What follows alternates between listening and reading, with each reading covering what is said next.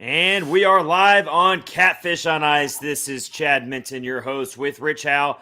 Back-to-back nights, we are Two in bringing a you row. Catfish on Ice. Yes, Two in a row. no rest at all for Chad and Rich. We are bringing you a live watch-along episode tonight, a bonus edition of Catfish on Ice, as the Predators take on the Washington Capitals in what I think is one of the biggest games they've played this year, in my opinion, because they've got to stop some of this downward momentum, this downward spiral that they're on ever since they came back from the All-Star break. I think last night, Rich, I shared that the Preds have lost 7 of their last 11, and you were like, I did not realize that. I did not realize that at all. That's a really crazy stat. It doesn't seem like that is what it would be, but yeah I mean, that's just crazy. So hopefully they can turn it around tonight, because this will be a pretty good test for them. It is, for sure. Anytime you play the Capitals, you're going to be in for it. Of course, we all know about Alex Ovechkin and the incredible season he is having at his age and what he is doing at age 36. He is a legitimate Hart Trophy candidate. And I would be elated and be so happy for him if he wins the Hart Trophy at age 36. Yeah, same here. He's exciting to watch. I mean, no matter if you don't like the Capitals or not, you always want to watch him play. So it's always exciting. He is projected to be on the top line along with Tom Wilson tonight. Ovechkin, he's got 60 points this season in 48 games at age 36. It's crazy. He's a machine. He is a machine. That's a really good term to use here. But let's go ahead and look at the projected lines for the Preds tonight. Of course, Nick Cousins is going to be out for a while, for the foreseeable future. Week to week is what I heard. That's never a good designation when you hear week to week, because that could be anywhere from a month. It could be 2 months. You just really don't know when they give you that injury designation. All we know is he's going to be out for a while. And so the Preds have called up Cole Smith. We know a little bit about Cole Smith. He's been on the starting roster before. He comes into this game. He is going to be on tonight's fourth line with Michael McCarron and Philip Tomasino. What do you think about that line? It has me a little nervous. Rich, it has me a little nervous. Let me just be honest. When you say it out loud, yes, a little nervous. Not much experience on that line. Of course, it is the fourth line, but like having Cousins in there. Cousins is a nice veteran and an agitator, and kind of keep them all together. So I guess we'll have to see I don't like it for Philip Tomasino at all. Right. I don't like him being on that line. It's going to be really hard for him. He's going to have to really step up well beyond his years and his experience and be a leader on that line tonight. I mean, he's having to grow up. He's having to grow up fast. Now, of course, these players are only going to get, 9, 10, 11, maybe 12 minutes tops of ice time. But don't underestimate how important a fourth line is to a success for a hockey team. It is still very important. So that's going to be a tough test to overcome tonight, an obstacle to overcome for the Preds, not having Nick Cousins in the lineup. It's going to be tough. It will be. Absolutely. Like I said, he's a veteran. He can score from time to time, gets under people's skin. That's his main job, it seems like. So, I don't like it. It's going to be a tough road for him without him for the next few weeks. So. And let's look at our third line. It is the Herd line. So at least we got that, right? We've got Yakov Trin, we got Colton Sissons, and we got Tanner Jeannot.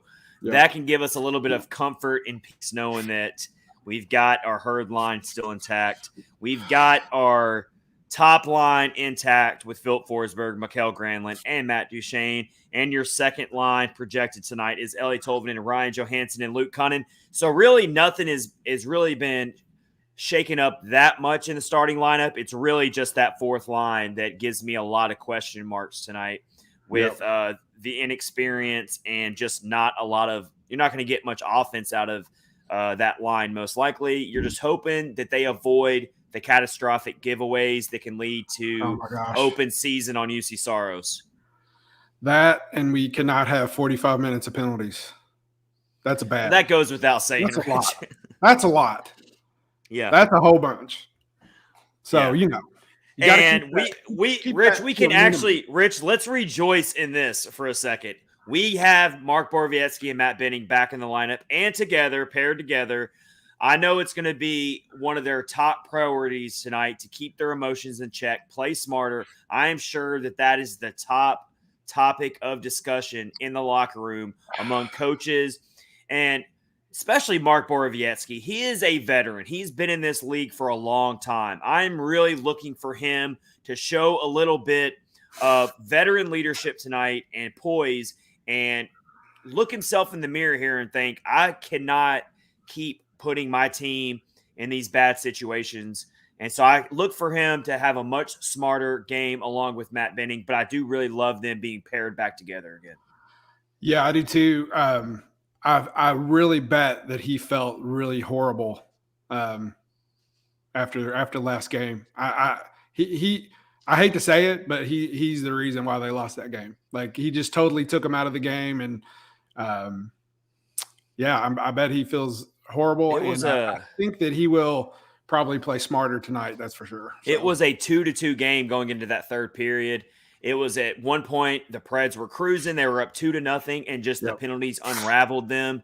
And I got to tell you, if they get into that same mindset again tonight where they're committing numerous penalties, then this might not even be a game worth watching tonight. I'm just going to be dead honest with everybody here. The Capitals are one of those teams that will be open season on UC Saros on the power play if the Preds play this dangerous game. They've got to figure out a way to just play smarter, play more disciplined. You see a lot of these really just these penalties where you lose focus, the lack of focus penalties, where your stick is just hanging out there and you're not focusing on what you're doing. I'm always going to be okay with those penalties out of aggression when you're just playing hard, and maybe you take a penalty based on maybe you were playing a little too aggressive. I can live with those penalties because playing that way also can benefit you. But these penalties that show a lack of discipline, mainly your really sloppy tripping penalties and hooking penalties, and just that kind of stuff has to stop tonight. Yeah, definitely. And I will also say that Luke kind of needs to gather himself up a little bit too, because he was another didn't keep his cool. I mean, he totally lost his mind and just started fighting before he really probably had all the facts. But can't have that against Washington. They will totally. You thought that Winnipeg took advantage of them. Washington will make it even worse. I'm going to throw a question at. First of all, we're presented by DraftKings. This is episode 106 of Catfish on Ice with Chad Minton and Rich Howe, the live watch-along episode against the Capitals. We haven't gotten to do one of these in a while, and so we wanted to jump right on board here. Yep. And, Rich, I got to go ahead and ask you a question right now. Over or under the Preds commit a penalty in the first 10 minutes? Under 10 minutes or over 10 minutes into the game? I'm going to say under. Under 10 minutes. All right. I'll go over. Their record is just not. I'm gonna go out on a limb here, Rich. I'm gonna go over since you went under. I think it'll be over 10 minutes before they commit their first penalty. So I hope so. We're underway here. Preds versus the Capitals back in Bridgestone Arena. We need a huge response tonight from this team. And I'm telling you, all season long, in moments like this, in situations like this, the team has showed up and they've played admirably. No pun intended to the Milwaukee Admirals. I like that. I use that pun whenever I can fit it in. But they show resiliency a lot of times during this season in these types of games where they have to show response. That's what I'm looking for tonight. And let's not leave out this little caveat, Rich. It is the first game for Peter Laviolette since he got canned by Nashville. Back in Nashville, I mean. That's crazy. I guess it kind of surprised me too, but you got to think about the pandemic shortened season where the Preds didn't play the Capitals. That's the big reason why. But so you're seeing the good old. I always thought Peter Laviolette looked like a classic mob boss from a movie. He is scary a little bit. I'm going to tell you. Like definitely if you cross him, then you're going to end up in the trunk of his car, in the ocean, swimming with or in the ocean. Wearing the cinder block shoes and being thrown into the river type of thing. Yep, the whole 9 yards. But yes, so he's back in Bridgestone Arena, coaching the Capitals tonight. I wonder if everybody said he sucks too. Oh, I'm sure. You think they did? I don't have the sound on right now, but I'm going to be very. If anyone's at the game or if anyone heard, I'm really curious if they did, if they all booed Peter Laviolette when they introduced him. Yeah, they do that when they. I'm sure they did. When they announce the players, they'll say the name, and then everybody yells "sucks," and then they announce the coach, and everybody yells "he sucks too." I wonder. That's what I was wondering if they did that or not. So, I don't know. It wasn't his fault. I mean, he didn't quit or anything. No, I know, but you know how Preds fans are. They are relentless when it comes to booing people. Yeah, there's only a few people that don't get booed. So Victor Arvidsson didn't get booed. No. All right, the Preds putting a little pressure on the Capitals right now. You like to see it here in the first 2 minutes.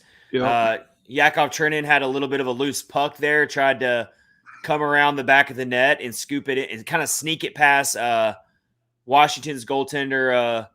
What's is it tonight? Is it Samsonov? Yeah, Samsonov. Yeah, who's got some good numbers this year. He's got respectable numbers for sure. I have him on my fantasy team. But that was a good little shift there from Sissons, from Jeannot, from Trenin, and from Carrier. That was a good shift. Trenin almost snuck one. I'm behind you as usual. So, I'm telling you, it's that Kentucky cable you got up there, man, or whatever it is you're using. I mean, you're down there in Nashville, so like the games just magically show up. But there was that one game we did, Rich, where you were like a minute ahead of me. That was so weird. I know. I don't get it. Whatever. It's crazy. So I was looking at the stats on Washington before. Yeah, give us some season stats from the Capitals. Let me find it. Well, so this was a little surprising. They are 29th in the NHL in the power play. That's a crazy number. That is. I didn't know exactly where they were ranked, but I would have never guessed that they were 29th that far back. I didn't either. Especially with the type of season Alex Ovechkin's having. I mean, to think about them as 29th is that's surprising. The Preds are actually still at 8th. They actually bumped up a spot. Penalty kill is pretty even. Capitals are 18th. Predators are 14th. Face-off percentage is about the same. It's just that they have Alex Ovechkin. So, of course, I don't care how bad their power play is this year. I still do not want to play with fire and give Ovechkin chances to just line up and take fire at Saros from that circle. I just don't want to see it happen tonight. I don't want to see it happen either. It looks like they're off to a pretty good start. But that's also what happened in the last game. They got off to a really good start, and then the wheels fell off. Yeah. So hoping that I like the energy. I like the energy from them. They're playing aggressive. Yeah. But it's the first 4 minutes of the game here, so it is. Can't draw any sweeping conclusions at all. Yeah. But how about the Capitals here? They dropped a really bad game in their last outing. They lost 4-1 to the Ottawa Senators in their last game. I saw that on Sunday. The Capitals are kind of a hard team to figure out, like some of the teams in our own division. They're having a decent year, obviously. Like they're still very much a playoff caliber team. They're fourth. They're still hard to figure out, Yeah. They're fourth in their division right now, behind the Rangers, Carolina, and Pittsburgh. So fourth in the division. They got the number 1 wild card spot currently in the East, and they've got a pretty big cushion between them and being out of the playoffs. They're 11 points ahead of the Red Wings to stay in a playoff spot. So a little more spread out than the West. Whereas you look at the Western Conference wild card race, it's a lot closer. You've got St. Louis in the number 1 wild card with 59 points. The Ducks with 55 points in the second wild card. And then you got the Edmonton Oilers and the Dallas Stars creeping right up, only 6 points behind, respectively, to sneak into the playoff picture. So the Western Conference playoff race, at least for the wild card, seems a lot closer than the East right now. Yeah, I agree. In their actual division, they have a 14-point cushion between them and Columbus. Columbus is in 5th place. That's pretty strong cushion at this point in the season. So, I'm sure they're going to make the playoffs. I would definitely bank on them making it. So, oh no, we got a 3-on-1 developing here for the Capitals. Not good, and the Capitals score. Did they really? Man, You can't. Yeah, don't pin that on Saros. That's for sure. Oh, it's only Washington's third shot on goal of the game, and let's see what happened here. Oh my gosh, Cunnin fell. Lost his stick. Goal. He didn't even have to hit it hard. And then you've got. I agree, Mike Twitter. Gross. You've got Fabro sprawling out, trying to do what he can on a 3-on-1 all by himself, but it's just they got 3. Oh yeah, that was their second shot. Let me correct myself here. That was their second recorded shot of the game, and they've already got a goal. Wow. And like you said, Rich, nothing Saros could have done about that. It's just. It's just sloppy, man. It's like I don't know what's wrong with the Preds, but they can't even put their skates on correctly. It seems like. I don't know. I mean, do they even know how to tie their skates at this point? Like the way they've been playing lately is just. Yeah, that's just horrible. Nothing is going smoothly at all. They're not on the same page with each other, and they're skating and falling down, and that's causing penalties. That's why they're committing so many penalties lately. Is because they're not playing crisp, fundamentally sound hockey, which leads to penalties.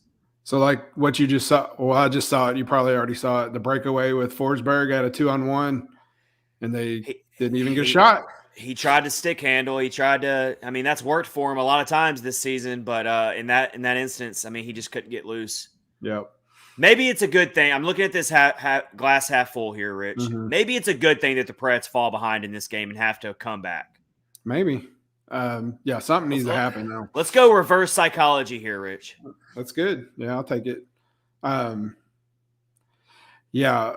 So the Winnipeg game, the beginning of the game looked really good and then dropped off, but now they're starting off not great. So maybe it'll work out, like you said. So I don't know. Mike Twitter said it's gross. It is gross. I agree. With the puking emoji, that's a perfect time for a puking emoji there. That's it right there. Gross. I agree. All right, everybody who's watching, if you're watching on YouTube, if you're watching on Twitter, please tweet at the show. We love to get the on these watch-alongs and really on any live episode. We love our listeners and our viewers to get in on the episode. Throw your hot takes out there of the game. Tell us what you're seeing from the game. Yep. If you want us to cover any more Preds topics, let us know. If you want us to cover some hockey topics in general, some NHL topics, throw them our way. We'll post your comments on the live stream, and we will talk about them. That's what makes these watch-alongs so much fun, and that's why we like doing them. Definitely. That's why we're bringing you back-to-back nights of Catfish on Ice. I don't know if we've ever done that. This is a first for the show. Not that I can remember. Not anytime I can remember. We had a little bit of a one-timer there set up. Oh, man. Yep. Trennan was open in the slot. I don't think he got a lot on the shot, though, unfortunately. But the Herd line is once again our line that's making things happen right now early in this game. Right on the doorstep. Oh, I just saw it. You see what I'm talking about there, yeah. Yep. Oh, man. I got to tell you, the Capitals, they are hitting hard in this game. They are. Well, if you remember, I think the last time they played, there was quite a few fights, if I remember correctly. I can't remember all who was fighting, but I think that Garnet Hathaway dude, he got in a fight with somebody, but I don't remember who. Man, they are just it's gonna be one of those nights where they're just gonna punish Saros all night. I mean, that's every night, Rich. That's true. You're right. You're right. So let's go back and look at the last meeting between the Preds and the Capitals. It was on December 29th. It was a 5-3 loss for the Preds in that game. And that was a game, if you remember, Rich, where the Capitals jumped out to a 3-0 lead going into the first intermission. Do you remember that? I do now. Yeah, now that you mentioned it. We all thought that was just going to be a blowout, right? Yep. Well, Preds had other things in mind. They ended up scoring 3 unanswered goals. Yep. To tie it at 3. You got goals from Trennan, you got a goal from Cunnin, and you got a goal from Forsberg. And those were all even strength goals as well, which was pretty impressive there to make a. But the comeback fell short because the Capitals ended up scoring 2 in the third period to win 5-3. Yep.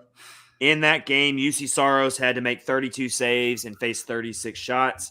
Right now, it's looking like he might end up facing more than 36 shots tonight. It might be another 40 save outing for him, which is becoming the norm for him now. Yeah. Yeah. I don't know. I was a little surprised. Well, not really, that they didn't start Riddick, but they're just gonna ride Saros, I guess, till he lays down. And we're not going to see Riddick all month. I'll be shocked. Yeah, I don't think so either. Because I mean, you're just looking at these opponents here. You're really going to throw Riddick out there against Carolina. You're really going to throw Riddick out there against Florida. Yep. Maybe you throw him out there against Dallas, but no, I don't know. not on Pecorine night. Exactly, right? Yeah. There's Lindsay. What's up, Lindsay? Lindsay, we need some of your good mojo from the Flames, and we need you to send it to the Preds right now, Lindsay. We really need you to pull some of that from the Flames and give it to the Preds right now. Can you please do that for us? Yep, definitely. We're happy you're here, though. We're happy to have you. We know that you're trying to multitask here because the Flames are also playing right now. Pretty busy night in the NHL tonight, Rich. We got a lot of games. Yeah, to keep an eye on. Mike Twitter says that they're doing the Laviolette video right now. Oh, interesting. Okay. He deserves it. I mean, I think every fan should give him a round of applause. He took this team to within 2 wins of a Stanley Cup. He was only the second coach in franchise history, took over for Barry Trotz. When he took over for this franchise, the team had missed the playoffs, and they were very much going in the wrong direction. So as much hate and flack and criticism that Laviolette gets for kind of overseeing a downward trend for the locker room, you still cannot overlook the fact that he got this team to within 2 wins of a Stanley Cup. Yep.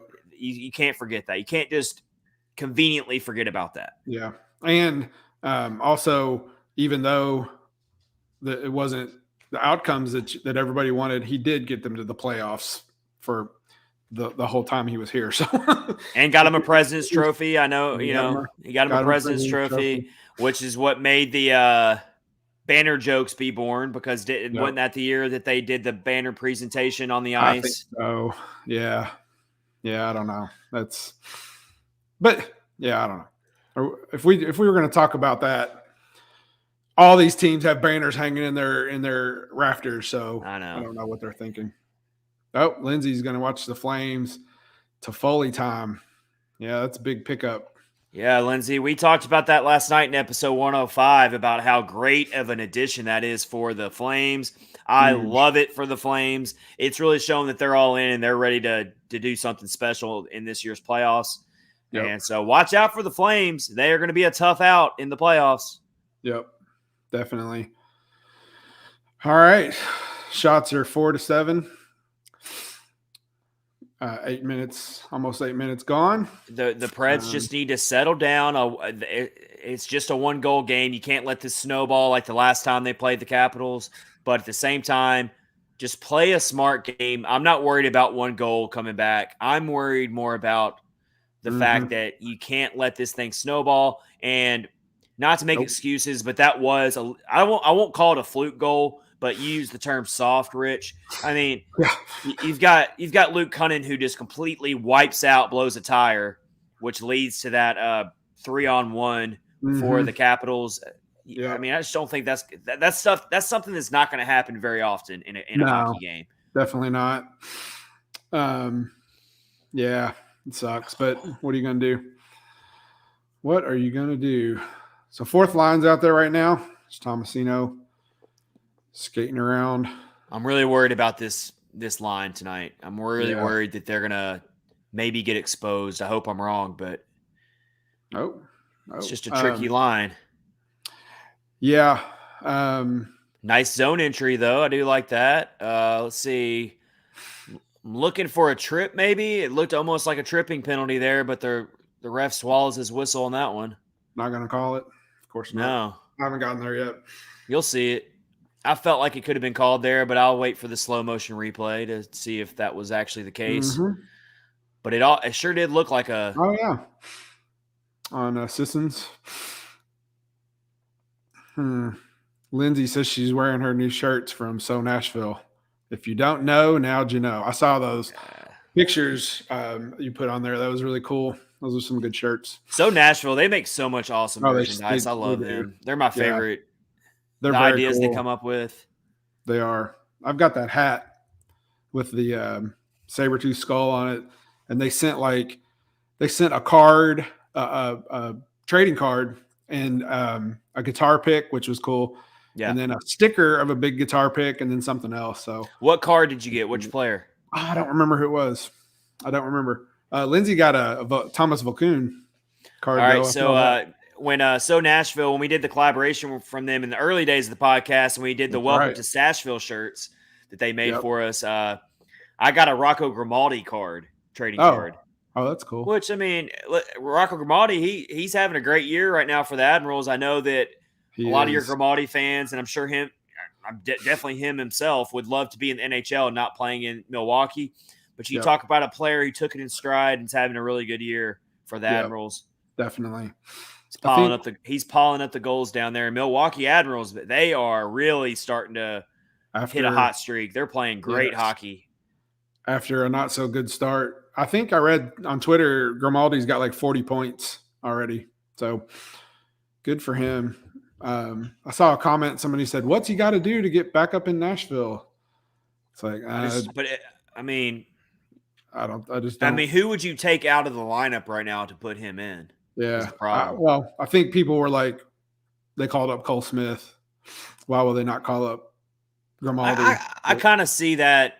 I kind of see what they're saying in that regard, actually. Yeah, I mean, it makes sense. It's just I'm also not sure how since he's already played in the NHL a lot and he's with his contract, I'm not sure how that would work as far as calling him up, how the inner workings of having to pay him if you call him up to the NHL level. It might be a lot more expensive than calling him Cole Smith. It is. I'm pretty sure. I don't know if he's got like Yakov Trenin. I know he's got a one-way contract. So if he ever has to go play in Milwaukee, they're paying him his full money. Exactly. So I think that's probably how Grimaldi's is too. Exactly. He's not a two-way contract. He's definitely not. So if you call him up, you're gonna be paying some money to do that. So that's probably why they'd rather call up a Cole Smith. Mike Twitter said he was worried that the hat that I got from them was going to wind up on the ice for a hat trick. That hat was $30. It would not be thrown on the ice. And didn't you say, Rich, you were sitting so far up that you would have never made it anyway? Somebody down in the lower bowl would have got it and went home with a nice hat. So they are nice hats. Yeah, the skulls are. It's a very nice hat. So, all right, Rich. So I won the bet tonight. The Preds have not committed a penalty yet, and we are well in past 10 minutes into regulation. So but they're also not playing very aggressive. They're not. I do think they're playing a little cautious. They're having a hard time getting any sustained zone time in the offensive zone. Yeah. That's kind of what I'm seeing. They're just the Capitals are kind of smothering them right now. Like as soon as they get into the offensive zone, they're kind of smothering them defensively, is what I'm seeing. And that's actually what happened against Winnipeg a lot that I noticed. I mean, after the penalties, the steam kind of went out of them, but they couldn't hold on to the puck. Like they just they would skate into the offensive zone and then be done. One shot and done type stuff. So they've got 8 shots on goal so far tonight, but they have not been very high quality, high danger shots, with the exception of the Trenin look early in the game. Yep. Where he got in close from behind the net. Other than that, I haven't seen any high quality shots that's forced a really difficult save at all. That just when I say that, they nearly scored on a redirect, and it was a designed redirect. Like they were looking at one of those like bank shots that they like to do, those pinball types of goals. You're going to see it here, Rich. And that was definitely designed there. That I thought that might end up in the back of the net there. Yeah, was it the one Janot? Yeah, that was a good design play. That might be what they're going to have to do here. Yeah, it's looking like it. I mean, the Capitals aren't getting a lot of good looks either. I mean, this is very much a choppy game. Yeah, and like you said, did they just score? Every time you go, it makes me think they're going to score. Yeah, you're like freaked out. Like you're basically just watching my facial expressions based on like when you go, That's funny. All right, so we're at a commercial break here, and it's 1-0 Capitals are leading. Very choppy game so far. Yes. Both teams having a hard time getting any type of good offensive looks early on. And the one time the Capitals scored tonight so far, I mean, it was just a broken play. Yeah. Luke Cunnin blows a tire is what I want to call it, and just 3-on-1. I mean, Saros has no chance at that. It wasn't a pretty 3-on-1 goal, but it was still a goal, and they all count the same. Yeah, absolutely. So that's good. They're not, the Capitals aren't just coming out and like wiping the floor with them or anything. So hey, let's not get ahead of ourselves, Rich. They're not yet. Hopefully they won't. Let's check out what's going on around the league tonight here. So we got the Blues and the Senators playing right now. The Blues are up 3-2. I gotta say, the Senators, they've been playing a little bit better lately. I haven't been following the Eastern Conference nearly as closely, obviously. But I've like I said, the Senators beat the Capitals recently, a couple days ago, and they're going toe-to-toe with the Blues right now, only down 3-2. So we'll keep an eye on that game. Go Senators. Here as Preds fans, we are not going to pull for the Blues ever. So go Senators in that game. Never going to happen. Flyers and Penguins are playing. Flyers are up 3-2 on the Penguins. Sabres and Islanders are tied 2-2 in what's probably the worst matchup of the night. No one really wants to watch that game, most likely. Scalpers were like, I'll just take. How about the Devils? The Devils are up 3-1 on the Tampa Bay Lightning. That's a little bit of a surprising score. It is. Wow. I wouldn't have expected that. Oh, Pat Maroon scored a goal. What do you know? That's cool. Did you see where PK Subban donated to the Montreal Children's Hospital again? No, I didn't. I want to say it was. I'll look it up, the exact figure, but he continues to be just a great philanthropist for this league. Yeah, all the good stuff he does. Yeah, he's a good dude. He's definitely. The Bruins are up 1-0 on the Rangers. That's a good game. That'd be a good game to watch. Yeah, that'd be huge if they can beat the Rangers without all the people. I don't know if Bergeron's playing tonight or not. I don't know if he's back with them, but yeah. And then later tonight, we've got the Flames against the Blue Jackets. Tyler Toffoli, of course, with the Flames now and the big acquisition. The Stars take on the Avalanche. And what is a rematch of a couple days ago where I'm pretty sure the Avs wiped the floor with the Stars the other day. I believe you're right. I think you're absolutely correct. I'd rather just see it happen again. I already know that the Avs are going to run away with the division, so I would rather them just go ahead and knock the Stars back even further. How are you feeling about that? Who are you going for in that game, Rich? You got to pick somebody. It's tough, but yeah, I like your reasoning, what you just said. Because we're not catching Colorado no matter what. No. So how about we just let them continue to pile up the points? They can get the President's Trophy for all I care, and let's just focus on the Dallas Stars just continuing to fall backwards. I like that way more. I'm definitely down for that. Definitely. And then the Edmonton Oilers take on the LA Kings in a late night matchup, which should be a good game. And did you see where Evander Kane got booed in San Jose? I heard about it. I didn't see it, but that doesn't surprise me one bit. So no, of course not. But so I thought that was kind of interesting. Tanner Jeannot took a puck to the ankle. Looks like that is never something you like to see. Yeah, he's tough. He'll shake it off. He's been hit in the face, so he's good. Mike Twitter says Jeannot's hobbling. I don't like to hear that at all. Lindsay said, "No, not Jeannot. No, you cannot lose him. No, that'd be bad. Very bad. We need Forsberg to catch fire again. We need him tonight to just have one of his classic takeover games. Capitals just had a really good scoring opportunity and whiffed on it, so that's good. They can just keep doing that. It's not been a pretty offensive game for either team so far. No. It's really been kind of sloppy, honestly. Oh, and then they're showing a picture of John Carlson up on the TV, like that. Why would they do that? It's. Are you watching the Bally Sports South broadcast as well? I am. Yeah. All right. Yep. Definitely. Well, I will say that our Valley Sports South crew does a great job of not being homers or not being biased. Yeah. Like they really do call the game evenly. You Yeah. hear some of these regional broadcasts sometimes, and Oh, the home announcers are unbearable. Like they just absolutely. everything that happens is always the worst thing that could happen if it's against their home team. They don't. Whereas Willie Donick and Chris Mason, they do an outstanding job of calling the game the way the game is happening. And of course, Terry Crisp and Lindsey Rowley, that whole crew, Kara Hammer. I mean, we're spoiled with the our regional Valley Sports South crew. Absolutely. And the good thing, that's what's cool about like Chris Mason, like when they do stuff wrong, he calls them out for it. So that's awesome. I like that. Lindsay says, maybe I should have worn my Scoresburg shirt. Yeah, definitely. We need him to look like Scoresburg tonight. Yeah, definitely. I'd like to see Duchesne. Let's look at the numbers right now. We need more comments. Bring them in. Bring them in. If you're watching on YouTube right now and you haven't commented yet, or maybe you've never introduced yourself on the show, don't be shy. We want to hear from you. We'll share your comments. Give us a hot take. You got a hot take on the Preds. We want to hear it. Absolutely. We will share it. We will discuss. Yep. Let's look at it here. Shots are 10-8 in favor of the Preds. Hits are 8-6 in favor of the Preds. No penalties from either team yet. Kind of surprising. Very surprising.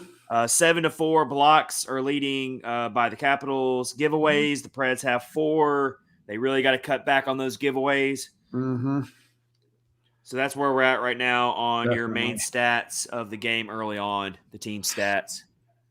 Where is the... We are getting so close, Rich, to the Stadium Series game on February 26th. They are starting to bring the refrigeration into Nissan Stadium. Did you see that? I did see that. It's getting real. It is getting real, y'all. Yeah.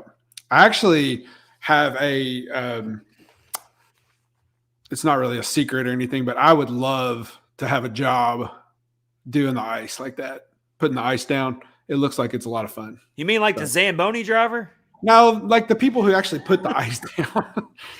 Yeah, I want to be. Is that going to be your retirement job, Rich? When you because sometimes people go into retirement, but they still want to work and they want to have something to do, and so they're not really doing it for the money. So maybe you can retire, go into your retirement as a Zamboni driver. Hey, that's fine. That'd be kind of cool, actually. It would. Sign me up for that. Yeah, I'd do it. So my wife wants to. You know how you can pay money and they'll let you ride on the Zamboni. She really is itching to do that. So we're going to try to make that happen down the road some point. Yeah. That would be cool. That would be very cool. All right, so everybody, I'm going into enemy. Speaking of the Stadium Series game, and speaking of the Tampa Bay Lightning, I'm moving to Tampa Bay, St. Petersburg this summer, probably in like 3 or 4 months. And everyone's already trying to accuse me that I'm going to like switch sides and magically become a Tampa Bay fan. That's not going to happen, first of all. No. But I am moving down there. I want to be a beach bum for a year at least, see how much I like it down there. But I'm going into enemy territory tomorrow to look at places to live, check the place out. So I'm going down into Tampa. I will do my own scouting. I'll do my recon. Maybe if I see Nikita Kucherov running around or Braden Point or Vasilevsky, maybe I'll throw like a banana peel in front of them where they have to slip and fall or something. I don't know. I'll do some recon though. I'll try to scope it out, see what's going on. Yep.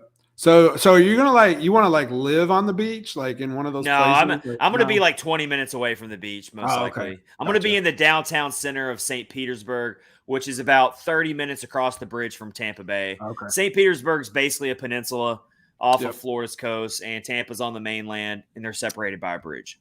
I cannot think if I've ever been to either Tampa Bay or St. Petersburg. Well, Tampa Bay is much more metropolitan. It's your typical large, massive city, whereas St. Petersburg is very chill. It's very it's a very nice city. It's a very clean city from what I've been the last couple times. It's just a really cool place. So I'm just really excited to move there this summer. But I will keep my Preds gear. I will still be a Preds fan always. But I am going to be really the first time the Preds play at Tampa Bay while I'm living there, I'm definitely going. Yeah. And I'll be wearing my Preds gear all the way. Should. Yeah, All right. definitely. What's going on in this game, Rich? Let's see here. The Preds are in the zone. They're trying to set some things up here. I mean, we got to get some quality shots on goal here. I just have not seen any. It's 10. They've been few and far between. Very few and far between. Yeah. Mike Twitter says, yes, you have to go and wear your Preds gear to the Tampa Bay game. Oh, it's going to happen. I can't wait either. It's going to be fun. I love going to away games and being the opposing fan. It's actually like there's something about it, like the rush you get from it, the adrenaline from it. And I've done it as a Preds fan a couple times, but not really to any big rivalry games. I've gone I went to a Columbus game as a Preds fan. So I mean, nothing like too crazy. I've always wanted to go see the Preds play in St. Louis. Oh, wow. But I haven't gotten around to doing that yet either. But this is funny. Lindsay says, me as a Zamboni driver, maybe I could become an e-bug. Well, probably not, because I do not know how to ice skate. So don't think I could do that. And then she's got the Toronto joke. Oh, what a steal. What a takeaway from Ellie Tolvanen. You're about to see this, Rich. That was very smooth skating there. He creates his chance on his own. It was a nice poke check there. Skated into the zone, made a little bit of a stick move. Oh man.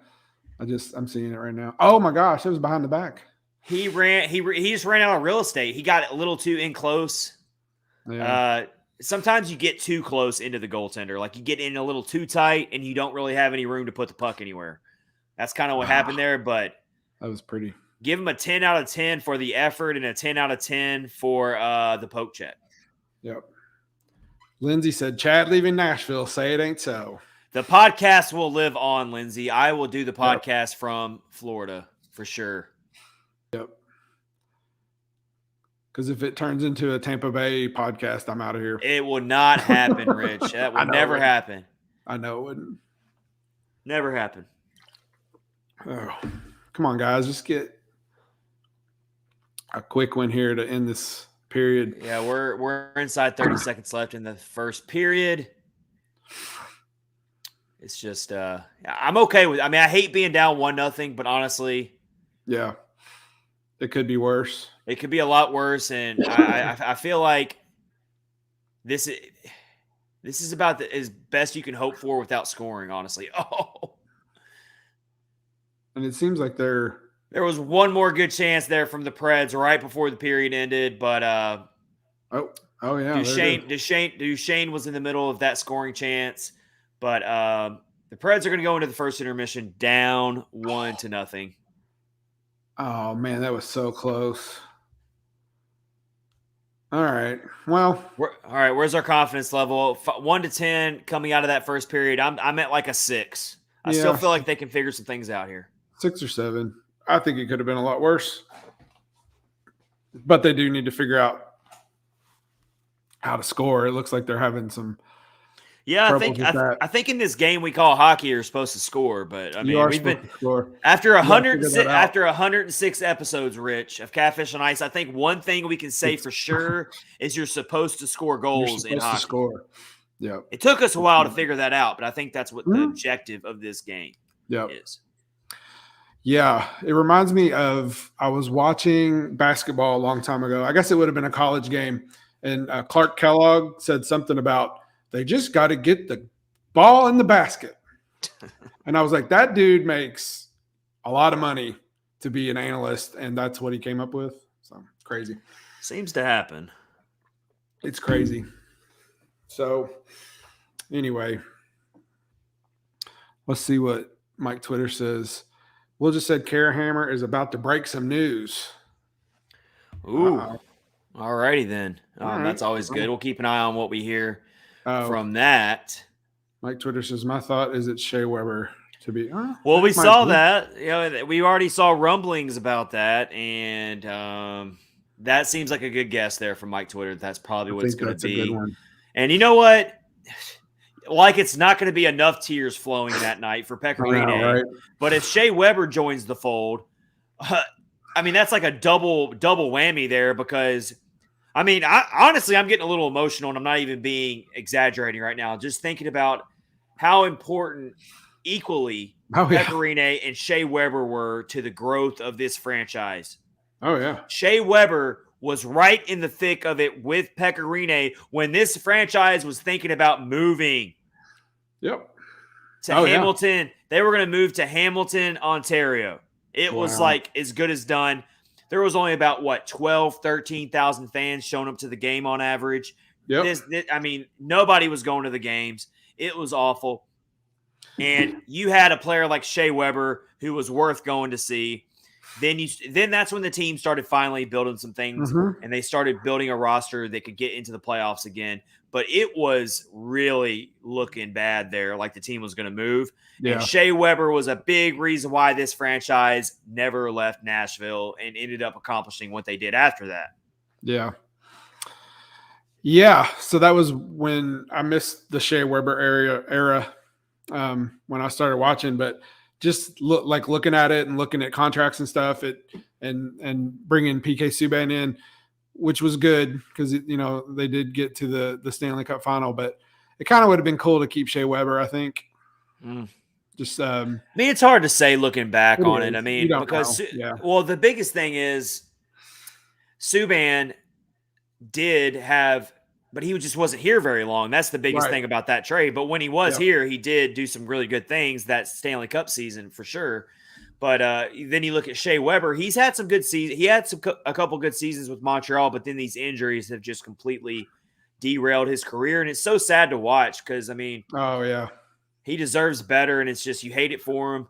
And that's another reason why I get kind of emotional even thinking about him coming to Pecorine night is because we might not ever see Shea Weber ever play again. Yeah. It's still very possible. I remember last season when the season ended, the conversations that they were having about Shea Weber was like, it's not just whether he'll be able to play hockey again. It's like, is he going to be able to have like a pain-free life for the rest of his life? And that's tough. That's really tough when you hear stuff like that.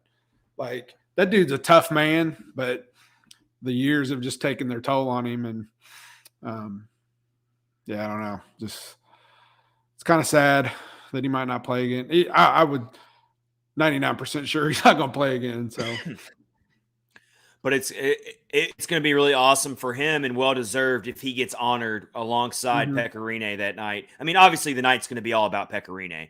We know that. But if he's part of the festivities that night, you think it's already going to be emotional?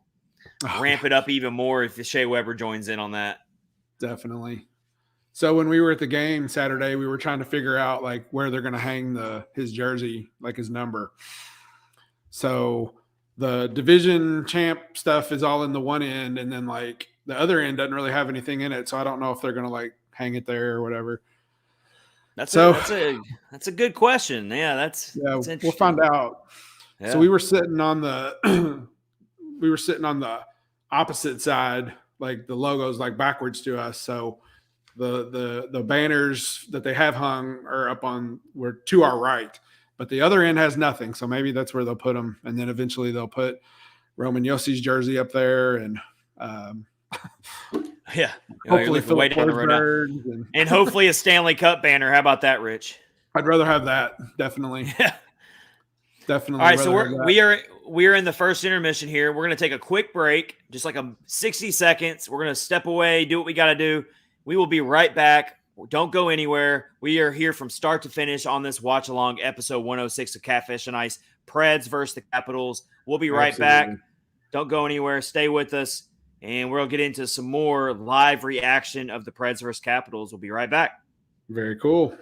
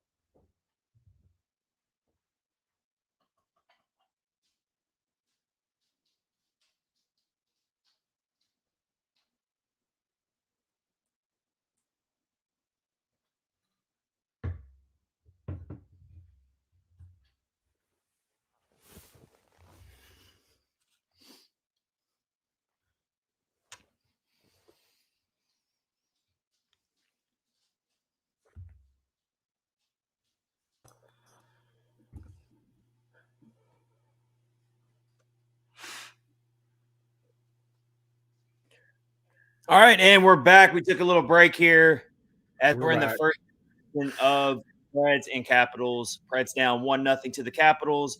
But hey, they're already better off than the last time they played the Capitals this season when they were down 3-0 at this point. That was so ugly. So the big announcement was they signed a contract extension for Mark Borowiecki. A 1 year. Oh, wow. Yeah, 1 year, $900,000 contract. So there's one, there you go. one down. Yeah, so that's good. Yeah. So Rich, you remember we've kind of speculated about. There it is, Logan. Welcome in, Logan. Borocop, which I love that nickname. 1 year, $900,000 extension. Wow, that's really a bargain. I'm sorry. Yeah, I was just looking at the contract tracker on the Preds app, and he was making this year $2 million. So he took a little bit of a discount to stay in Nashville, I'm assuming. So I love it, and that's really what a true teammate does. He probably could have made more money somewhere else. Let's be honest. Yeah, I think so, but I think he really likes it here. I'm not trying to say he'd be some highly coveted player on the open market and get this big payday, but right. I do think could probably make more on the open market than what he's getting. But that goes to show you that he really believes in what's going on here and he loves the team and he wants to be here. So I like the signing. But we've speculated about it, Rich, when we were kind of talking about future free agents, and we've kind of speculated what the team might look like next year with prospects and stuff. And I've always been of the belief that it's more than likely that Borowiecki will be back next season, but not Matt Benning. Yeah, and I really want both because they were both due to become UFAs in the offseason. Mm-hmm. You've already got Borowiecki marked off, but we'll have to wait and see if the Preds decide to bring back Benning again, or if they would rather make room for one of their prospects, like Jeremy Davies, for instance. Yeah. Or David Ferentz. Justin Gambino, probably the state taxes as well helps. Oh, I'm sure it does. Very, very true. Very true. very true. So I'm looking at the contract tracker they have. So the UFAs and the RFAs are Nick Cousins, obviously Philip Forsberg. Cody Glass is an RFA. Rocco Grimaldi is a UFA. Luke Cunnin and Matt Luff are RFAs, and Yakov Trenin is an RFA. Matt Benning is a UFA. Borowiecki, they took care of him. Matthias Ekholm has a new contract. David Ferentz is an RFA, and Ben Harper is an unrestricted free agent. So out of all those you just listed, let's go through and talk about the ones that we think will not be back. I've already said Matt Benning will not be back. Right. I don't think Nick Cousins is coming back. Okay, so let's do the defenseman. So Matt Benning, probably not. Matthias Ekholm obviously has a contract. Ben Harper. Do you think Ben Harper will be back? I think it's time to finally put this to rest, Rich. I agree 100%. So David Ferentz, obviously he's a restricted free agent. I think he'll definitely be back. A lot of your RFAs, they usually get them re-signed when they're prospects. Yep. So then you go with the forwards. Nick Cousins, you don't think he's going to be back? And the reason why I don't think Nick Cousins is going to be back, I don't think he really fits the future of this team. And I think you've got too many up-and-coming prospects that bring you more offense, that bring you more. Why would you pay what it's going to take to keep Cousins around? Because Cousins is going to want to get paid by somebody. And I don't see the point in the Preds paying for him. There's going to be another team out there on the open market that would much rather pay to get Nick Cousins, but I don't think he fits the Preds anymore past this season. I think that you got to make room for some of your prospects that you want to make room for. Like, we bring up Igor Afanasyev all the time, and I still think there is a future for him to be starting next season. And Cody Glass as well. Let's not forget about Cody Glass. I mean, he's having an outstanding year of development with the Milwaukee Admirals. I mean, he is just piling up the points down there. Looks really comfortable for Milwaukee. So how can you leave Cousins in there? He's just going to take a spot from one of these players you want to get back into the lineup next season. So Cousins, he seems like he's definitely going to be gone. So I'm looking, if you look at So Nick Cousins is $1.5 million this year, and Rocco Grimaldi is $2 million. Unfortunately, I think Rocco Grimaldi's gone too. Well, that's what I was going to say. So for $3.5 million, you could get 2 to 3 of your prospects. Sign them for. Not to mention, we've already talked to Hart from Puckpedia a few episodes ago, and he was talking about it, how the Preds have an outstanding cap situation going into the offseason. Yeah, they're one of the top teams in terms of projected cap space. Like, I think the last time I checked, they were 4th. It might have changed since the last time I checked. But the last time I checked a couple weeks ago, they were 4th most projected cap space in the league. Yep, absolutely. So and here's another thing about Grimaldi. I feel like if Grimaldi was in the long-term future plans of this team, he would be caught up in a situation like tonight over Cole Smith. So too. I agree 100%. So here's a good example. So Nick Cousins, obviously he's a veteran and has been here in the league. $1.5 million. Yakov Trenin, $725,000. That's how much he makes. And you're getting way more. You're getting way more production out of him than you are Nick Cousins, truthfully. Yakov Trenin's going to get a pay raise, a pretty good pay raise. What would you be willing to pay Yakov Trenin per year based on what he's brought to the team? Let's put your GM hat on here, Rich. I want to get an idea of what you would pay him. I'm not very good at this. I don't know, 1.5 maybe. That's kind of what I was thinking, honestly. Is that fair? I wouldn't invest in a super long-term deal for him. Right. But I would definitely give him a 3-year deal. Yeah. 3-year, $1.5 million. That seems fair. I like that. He gets a pay raise. He doubles his pay basically, which shows him, hey, we care about you. We're doubling your pay, $1.5 million. Mm-hmm. And also, we're going to give you 3 years. So we're going to invest in you for a while. We're not going to just give you the basic 1-year deal. I feel like he's already proved it, that he is a very valuable part of this team's depth. Yep. And so you definitely got to keep him. $1.5 million for 3 years. I like it, Rich. Yep. So I think he stays. Yep, I think so too. So then Luke Cunnin is his is $2.3 million as an RFA. So I think you got to keep him too. He stays. Yeah, he stays. Yeah, you definitely got to figure out a way to keep him. Figure that out. So then the other two are Cody Glass and Matt Luff.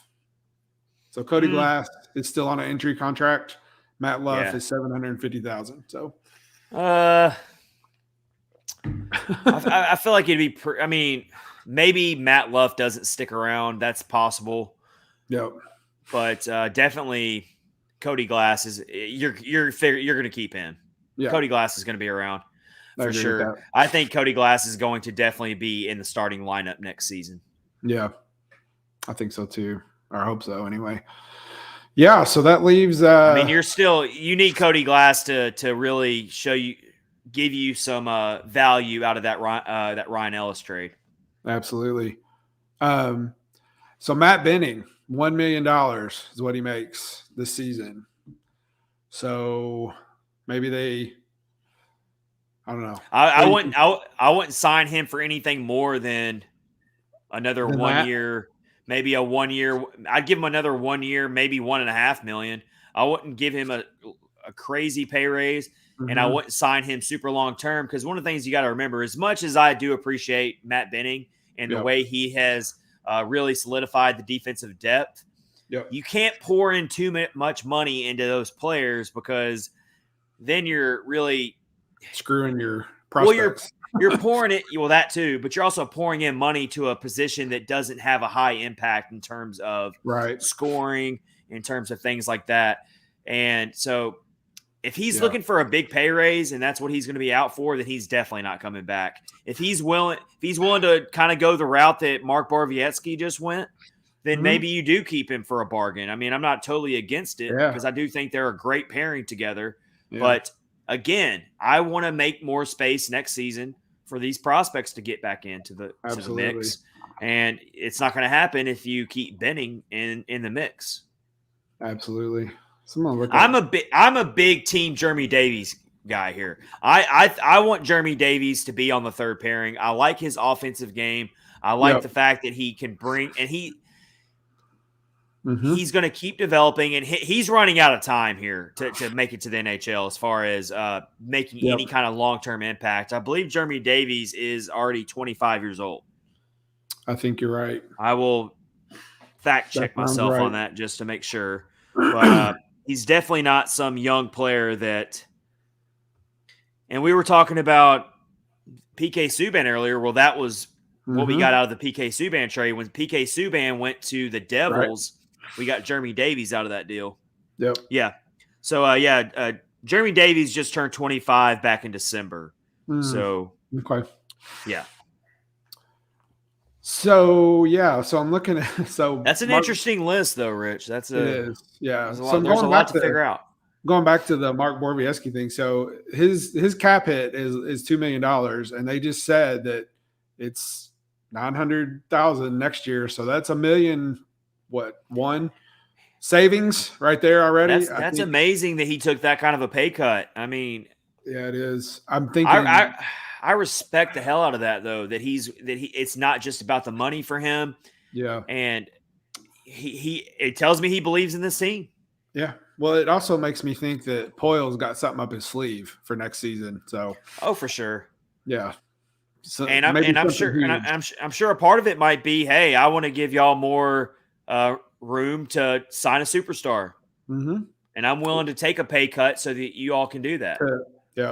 To have a better chance of getting a cup. Hey, that's the old school Tom Brady move there. Tom Brady took pay cuts for years when he played for the. I know you're not a big NFL guy, Rich. But I know about him taking pay cuts though. I did. Yeah, Tom Brady used to take so many pay cuts when he played for the Patriots, and it allowed the Patriots to go out and make more signings. And so, And that's why he's got enough rings to fill both of his hands. Right. So that's pretty cool, though. It is good that Mark Borowiecki did that. I agree. It's not just about the money for him. I agree. So we're into the second period here. Yep.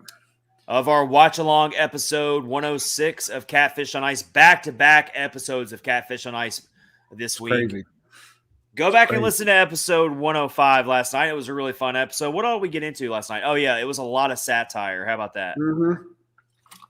Preds, Valentine's. Yeah, we picked Valentine's for the Preds players, and of course they were so dumb, but it was fun. It is fun. David Poyle's Valentine has definitely got to be Philip Forsberg. What else did we do? David Riddick's needs to be John Hines so that maybe he'll get to play a game eventually. Yeah. Tanner Janot's was all the guys who open and shut the door in the penalty box because he sees them all the time. Yeah. Ellie Tolvanen's needs to be the back of the net. He needs to break up with the post because it's a toxic relationship. Absolutely. And then go back and listen to that episode. That was fun.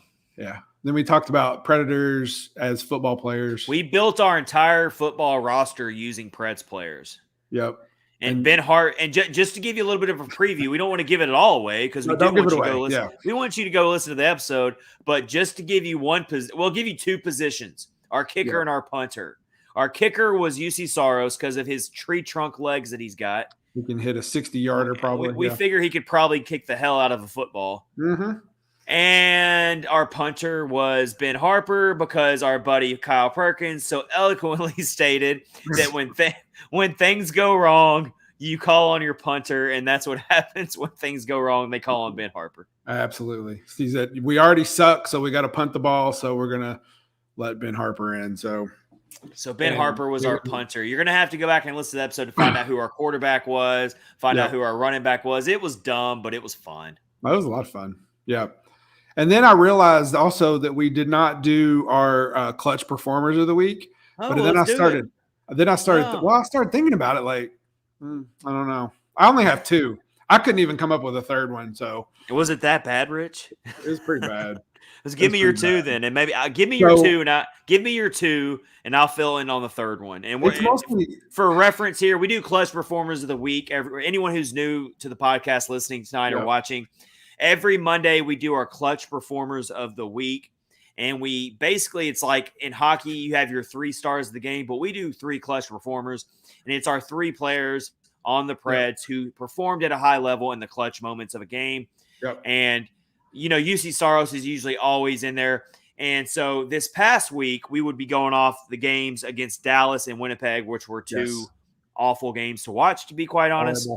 Horrible. But let's hear two of your clutch performers then, Rich. So it's basically just stats based. Roman Josi had 3 assists in 2 games, which that's awesome. Not 100% clutch or anything. But he does that in his sleep, Rich. But he does that in his sleep. I think Josi scores a point every time when he sleeps at night. He does, probably.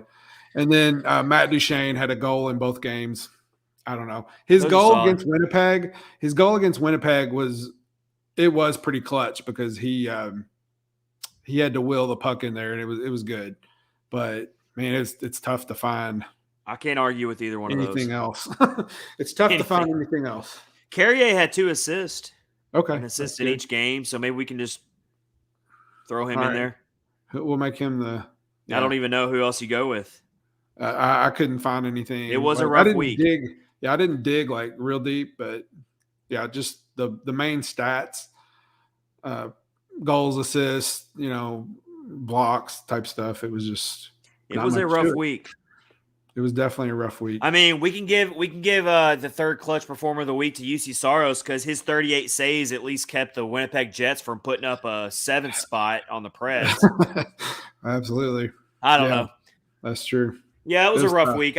I'm okay with those 3 picks there. So we'll just say our clutch performers of the week we'll say that just because he's the captain and he steers the ship, we'll put Roman Josi number 1. Yep. We'll put Matt Duchene number 2. And we'll put number 3, Alex Carrier. Those are our clutch performers of the week. We'll go ahead and stick with that. That's good.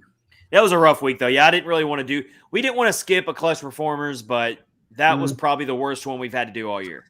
We got talking about all the fun stuff and just didn't do it. So let's see what's going on in this game now. Still 1-0. Preds are now up to 17 shots on goal. It's just not a lot happening here. No, it's not been a particularly exciting game at all. Yeah, I just saw what Justin was talking about. So Ovechkin blocked the goal and took a puck to the back here a second ago and saved the goal. The Preds just cannot get a bounce. You're about to see another they had a wide open net here and it just got the pass just didn't connect to hit the open shot. Yep. It's a rough night, that's for sure. Did they score? No, they did not score. Okay. But every time it seems like the Preds get a little bit of a scoring chance, it goes right back to the other end So that was Duchene. Oh, yeah. That was Duchene who got the shot off. He entered the zone on a nice zone injury, did a drop pass to Forsberg. Forsberg went back to Duchene. Oh, man, that was a clutch save. Yep. But you had a wide open net there, and Duchene tried to feed it back out in front of the net for the open net, but the pass got broken up. Yep. Oh, they're showing it, the replay. Oh, yeah. And Duchene's not happy about something. I don't know if he thought he was penalized. He got penalized there, or that he thought that there was a penalty. Happened. But he doesn't look happy. He's definitely shouting across the bench here at something. But I don't know what happened. We still have not seen a penalty in this game, Rich, from either team. I can't believe it. Justin says, bruh, the Preds seem like they are just doomed right now. Yeah, nothing's going in. They can't get anything to bounce their way. Yeah. It definitely feels like possibly one of those nights where even a 2-goal deficit might be too much to overcome. Yep, definitely. It's just so weird. I don't know. They do seem like this is Justin with another good point. Nothing is allowed to go right lately. Yes, things have not been going very well. Let's be honest here as well. These guys are human, and sometimes when you get stuck in these ruts, they they try to overdo it. You know what I mean? They do. Yeah, agreed. 100%. Instead of just calming down and playing your game, playing loose, you try to overdo it. And then that's also when you commit bad mistakes. You commit bad giveaways like we just saw. I just saw a bad giveaway from the Preds here. Luckily, it ended up being offsides on the Capitals. But it feels like they're trying a little too hard. Yes, that's a good way to put it. So and Deshane looks so frustrated. Like he is still running his mouth about something. I Like don't know what happened. he must think that he got penalized. Yeah, something. I don't know on what that break in there. Justin said maybe it's funny. Maybe they should go back to their penalty game. Yeah, maybe. No. I don't know. All right, so let's see. Dushane's breaking into the zone, though. He's playing aggressive. He's trying to make things happen right there, so I appreciate him doing that. He's making some good zone entries. He's trying to make some stuff happen. But I'm telling you, the Capitals are doing a really good job of counterattacking, and it's really freaking me out. Yeah. I don't like that. So so we know that, like, when they were on their win streak and they were playing really well, they were saying, we're playing for each other and we're having fun. They don't look like they're having fun or playing for each other anymore. It looks You hit the nail on the head there, Rich. They do not look like they're having fun out there. They look frustrated. They look like they're too serious. They're not comfortable. Yeah, that's a really good way to put it. Almost like they're waiting for something to go wrong. And that's just never a good look. Nope. And that's what they've done for the past few seasons, and we don't want to go back to that. So guess what? Guess what cures that? Scoring a goal can really open up the floodgates and make things work back in your favor. But they got to score that first goal, and it's just they just can't break through. Yep. Well, Saros has had some good saves I've seen, so if he can keep that up, that would be awesome. So here's what I got. I'm on Natural Stat Trick here. Let's dive more into the analytics of this game so far. And right now, what I'm seeing is, the Predators are controlling. This is in all situations. The Predators have a much better Corsi rating than the Capitals do as a team. So that's good to see. High danger chances right now. The Preds have 5 and the Capitals have 5. Okay. So it's even there. Your expected goals for pretty even. Like they're almost dead even in both teams in expected goals for. Awesome. So when you look at Natural Stat Trick in the game right now, it tells you a bigger story that it's a pretty even game right now, even though it's 1-0 Capitals. You take away that weird goal that they scored, you've got yourself a very prototypical 0-0 defensive struggle type of game that's going on right now. Yeah. Something else I noticed. So we see these games where, like, Saros is struggling and he lets goals in and stuff, but he's still like top 5 goaltender in the NHL. So I think that's definitely something we need to keep in mind. When we're talking about him, he's definitely dropped out of the Vezina race as of now. He definitely has with the recent couple games where he's really got roughed up. Yep. He's dropped out of that top 3 in my book, unfortunately. And I was really banging the drum for him too, and I feel like I jinxed him. So send all your hate mail to Chad. My Twitter handle is @Chad_Minton. I'm not going to give you my email though, because someone's going to abuse that. Someone's going to abuse that. All right. And they just committed a penalty. McCarron's in the box. So that's not good. That's we really need to see that 29th ranked Capitals power play live up to form. So let's look at some individual stats right now on Natural Stat Trick. Alex Carrier is leading the team on time on ice tonight so far with 10 minutes of ice time. Oh, wow. Shots on goal, you've got Yakov Trenin with 3 to lead the team in that category. Where is the penalty? I don't like this. Oh, that's the beginning of the game. Let me see I'm trying to see what McCarron did. Oh, it's not on there yet. High sticking. McCarron's in the box for high sticking. There you go. Let's see what happened here. Against Dmitry Orlov. Weird. Yeah. That's just another one of those situations where you got to control your stick. You got to. You can't be hitting people in the face with the stick. I mean, that's one of the easiest penalties to call in the game for a ref. Like, that's not subjective. Like, that is just, it is what it is. If your stick makes contact with the other player, you're responsible for your stick. It's an easy call for the officials to make.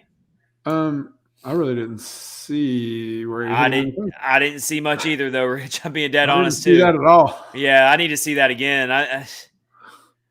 I'm sure there's going to be plenty of people ticked off about that. We could probably go to Preds Twitter right now, and they're blowing up about it. But yeah, I didn't see much either. That's crazy. Mike Twitter said, which head coach has the most playoff wins under David Poyle? Oh, that's a good question. That's a good Preds trivia question. That is. I would think it would be Peter Laviolette.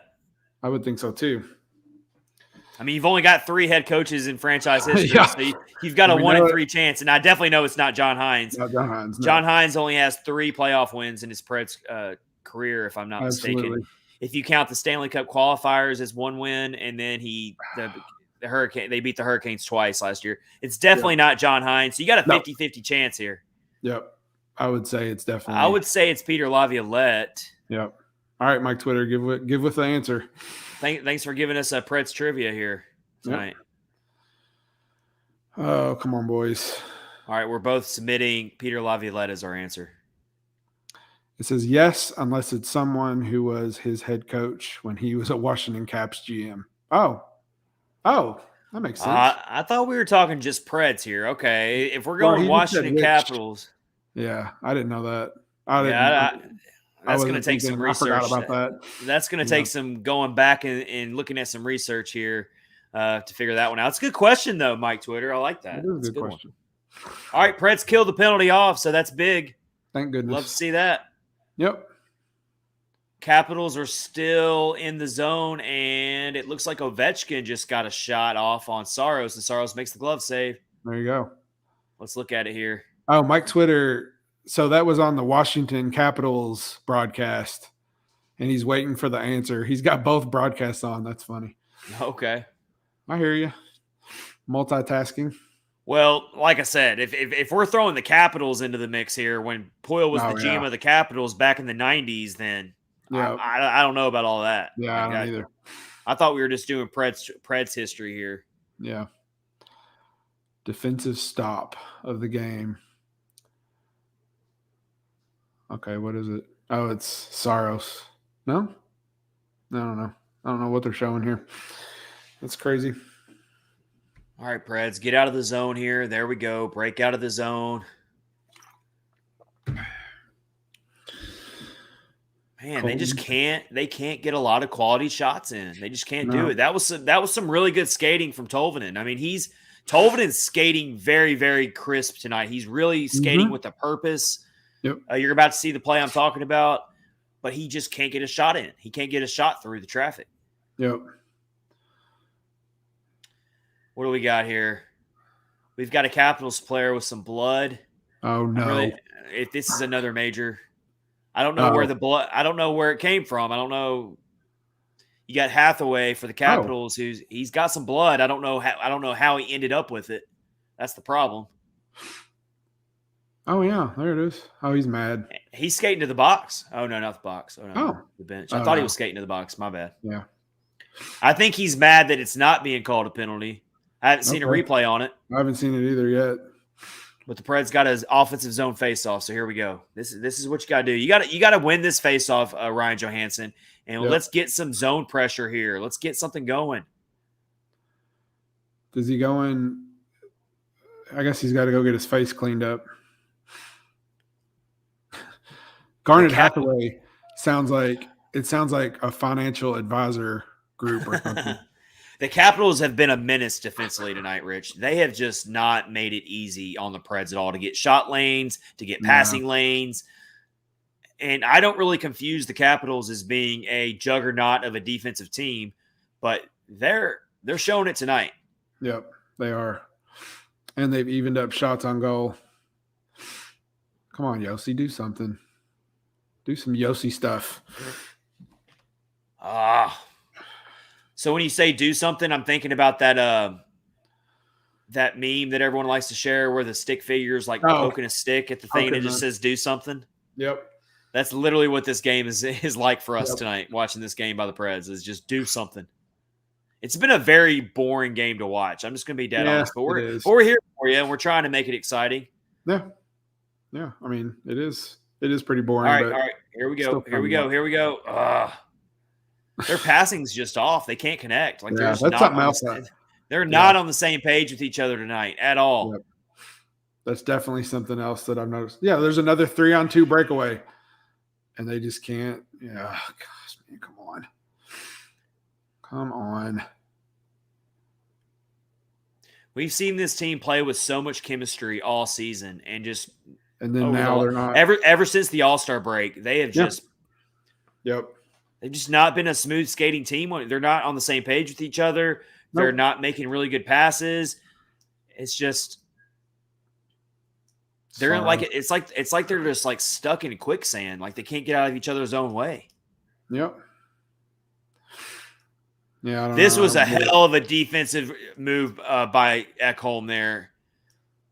So you're going to see the replay there. You almost had a breakaway, a race for the puck there where Saros was going to be left out to dry again. And Ekholm Ekholm showed you that he can still be a great defenseman in this league. He closed in, used what speed he has to close in on the puck alongside the Capitals player. Yep.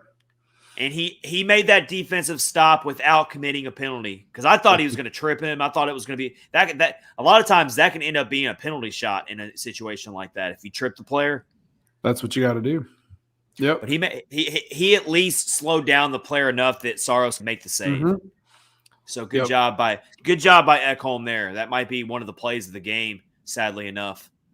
Probably. So a little bit ago, they showed the semi truck bringing in the ice rink for the Stadium Series game, and it looked like they were driving it like right downtown. Like, how would you even maneuver a semi truck through downtown? It would not be fun, I can tell you that. So it looked like it was going. I couldn't tell. They didn't show it very long, but I swear it looked like it was on Broadway. And I know when you get to the end of Broadway, like where that place where you used to work, right on that corner. Yeah. There's no room to turn right there. No, like there's not. No, it's small. Tight. It's tight. They might have done. That might not have been where it is, but move out of the way, paddle taverns and bachelorette parties. We've got to put the ice in Nissan Stadium. We got more important things to do. Yes. Yeah. Definitely. Speaking of the Stadium Series game again, the weather in Nashville was almost 70 degrees. I'm just saying. Yeah, I heard somebody said it was supposed to be like 60 and rain. They don't know this far in advance. Yeah, that's true. That's true. But I hope I've been saying this for a while, ever since the game was announced, like the date of the game. Late February Nashville weather is very dicey. You never know what you're going to get that time of year. You might get a tornado that day, a tornado warning. You might get 20 degrees and snow. Like, it's really a weird part of the calendar for Nashville weather. I've been saying this all along. I really hope that it's a good, cold, brisk day and it feels like hockey weather. Yeah. So I know that's really far out, but the weather app says it's going to be 52 with a 24% chance of rain. But the week before, there's like 50% chance of rain every day leading up to Saturday. Does your weather app really have to say 24%? Can they not just say 20? I know. I agree. What weather app are you using? It's just the weather. I don't know. Weather channel. It's connected to your phone or whatever. Yeah, I guess something like that. But so I think, yeah, if it can not rain, I bet they're going to have to put the ice back down. So rain would be horrible. Yeah, because I mean that happened. Oh my gosh! I thought the Preds scored there. Really? Damn it! Gosh dang it! Is actually what I meant to say. I'm sorry. That's all right.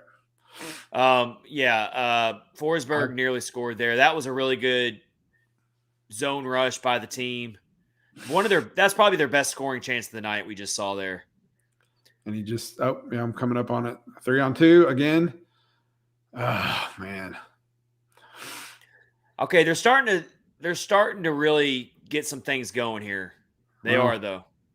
I hope so. We have a delayed penalty coming up on the Capitals. We're finally going to see the Preds power play tonight. Yes. Let's get a look at that. All right, so they're kind of getting the Capitals on their heels a little bit here. Like they're starting to make some things happen. So what's the penalty? Looks like it was a hook. I think it was a hook. All right.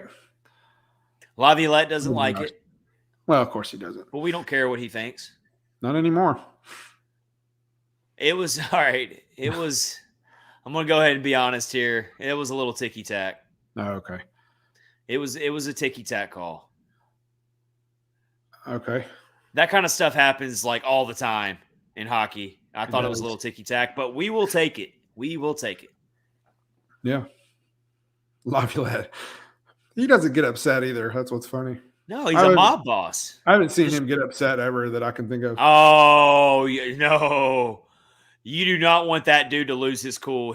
I've seen him get really, really uncontrollably like upset. Oh, really? Wow. Yes. I've seen his face turn beet red like a cherry. Wow. When he was coaching the Preds.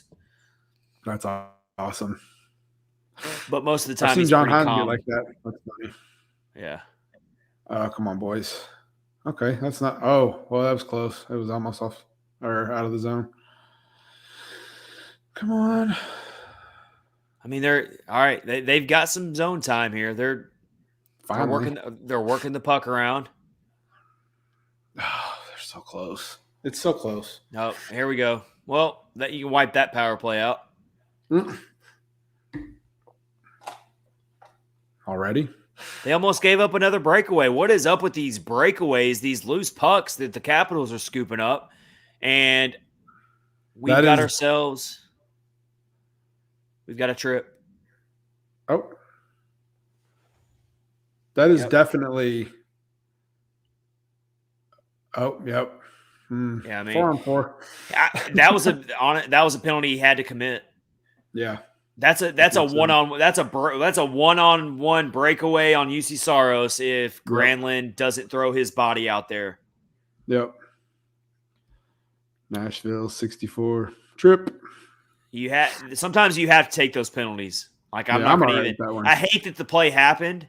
I hate that they had to take that penalty. But I'm not upset with Granlund at all for taking it. No. Like he had to do what he had to do there. No, unfortunately, he did try to get the puck. Yeah, I mean, it wasn't just like a blatant knocking him down or anything. All right, so we've got 4-on-4 hockey here. I mean, this is starting to feel like the Preds might not be able to score more than 2 goals tonight. Like it might take a 2-1 win tonight for the Preds to get out of this rut. Like it's really feeling that way. Yeah, I mean, Washington does have it clamped down pretty good, but also they're not. Samsonov has just not been tested at all tonight. No. He's been pretty chill back there. He hasn't had to make a lot of really tough saves. Yeah. Neither is Saros either, really. But yeah, and now the Capitals have overtaken them in shots on goal. Oh man, it's just gonna take. Just need that one, boys.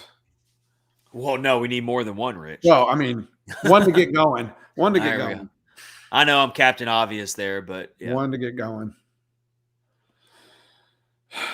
They got a little bit of 4-on-4 action here. It'd be really nice if they could just score this 4-on-4 and just because I'm afraid if they fall behind 2-0, they're going to lose this game. That might be the nail in the coffin on a night like tonight. Mike Twitter says the Post has made the best saves for the Caps tonight. That's funny. Yeah. That's true.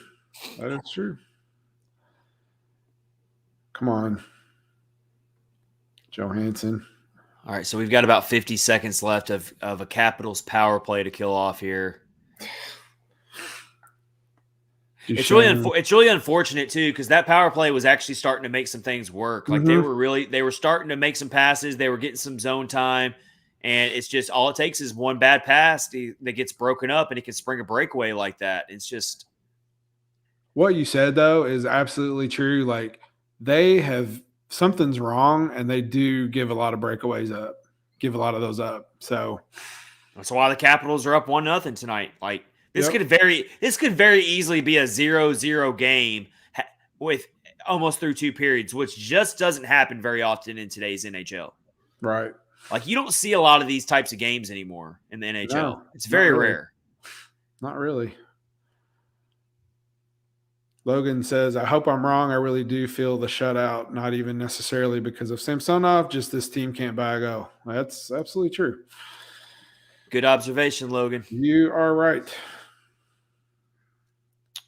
You are right. You've got the gigantic Michael McCarron, who's not. I can't get over how tall that dude is. He's a big dude. So he's arguing. He's exchanging words with the great one, Alex Ovechkin. I don't know if he's going to win that one. Yeah, I don't know. I mean, I respect it. I respect that he's not backing down to one of the greatest hockey players of all time. But yeah, I don't know what they're chirping about. Let's see. Oh, McCarron and Tom Wilson got into it. I missed that. What's funny is like Ovechkin doesn't really fight all that often. Yeah, but no. But I missed it too. I haven't caught up yet. He got a little bit of a I don't want to call it a cheap shot, but he got a little bit of a almost like a sucker punch in on Wilson there. Oh wow. We might see I will be very surprised if McCarron doesn't end up dropping the gloves with someone tonight. Someone's going to retaliate on McCarron. McCarron just gave him a little shove, and then one of Washington's goons is going to drop the gloves with McCarron. That's not going to go without a retaliation. I'm calling it right now. There's going to be a McCarron drop the gloves situation tonight. Someone's going to come after McCarron. We'll see. We will see. Just I don't know. Hopefully it'll be one of those ones where they both go off. Ooh. It won't be like a major. All right, so Samsonov is throwing out some really juicy rebounds when he's making some of these saves, and the Preds got to be crashing the net. They're not crashing the net tonight. Yep. That's something else that I've noticed too, is they don't do that as much. It's like Samsonov is making the initial save, and there's no Preds anywhere to be found to find the loose puck. Yep. Oh yeah, it's really frustrating though. It is so frustrating. I just don't know what's going on. So they've gotten away from that. They don't play in front of the net as much anymore. And it was a good looking shot. I mean, it was a really good zone entry from Granlund, but it was also not a very difficult save for an NHL goaltender. Most NHL goaltenders are going to make that initial save. You need guys in those dirty areas scoring those goals, like on the rebound. That's how you see this team score a lot of goals. We've said it all year, Rich. We even said it when we were previewing the season way back in September. We were saying this team's going to have to score those types of goals this year. Yep. Where they get into the dirty areas, they find those rebounds, they find those loose pucks. They score those types of goals where the goaltender just has no chance. They just showed that Granlund shot. He was trying to go 5-hole and just didn't get it. But every now and then you will beat a goaltender like that, but it's very rare. What you're looking for when you make a shot like that is you're looking for rebound chances. Absolutely. And he left one out there. It just wasn't just there was no one around. There was just no one around.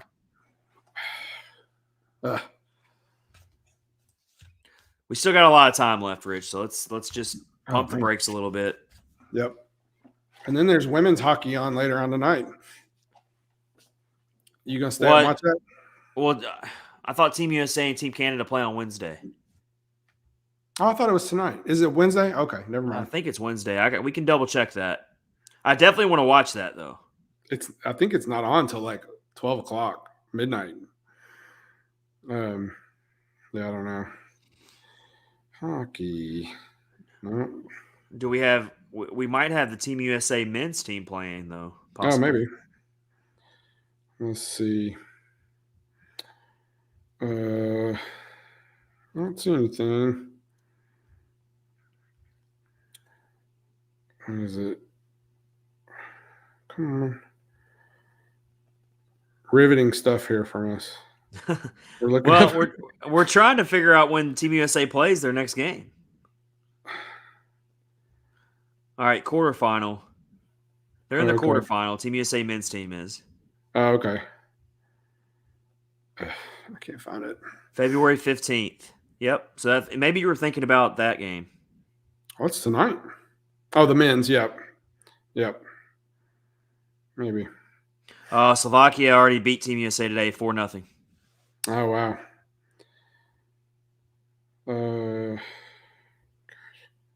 Anyway, Preds are back on. I can't find it. Shows how much we know about Right? about the Team USA Winter Olympics this year. Yeah. Mike Twitter says another post coming up.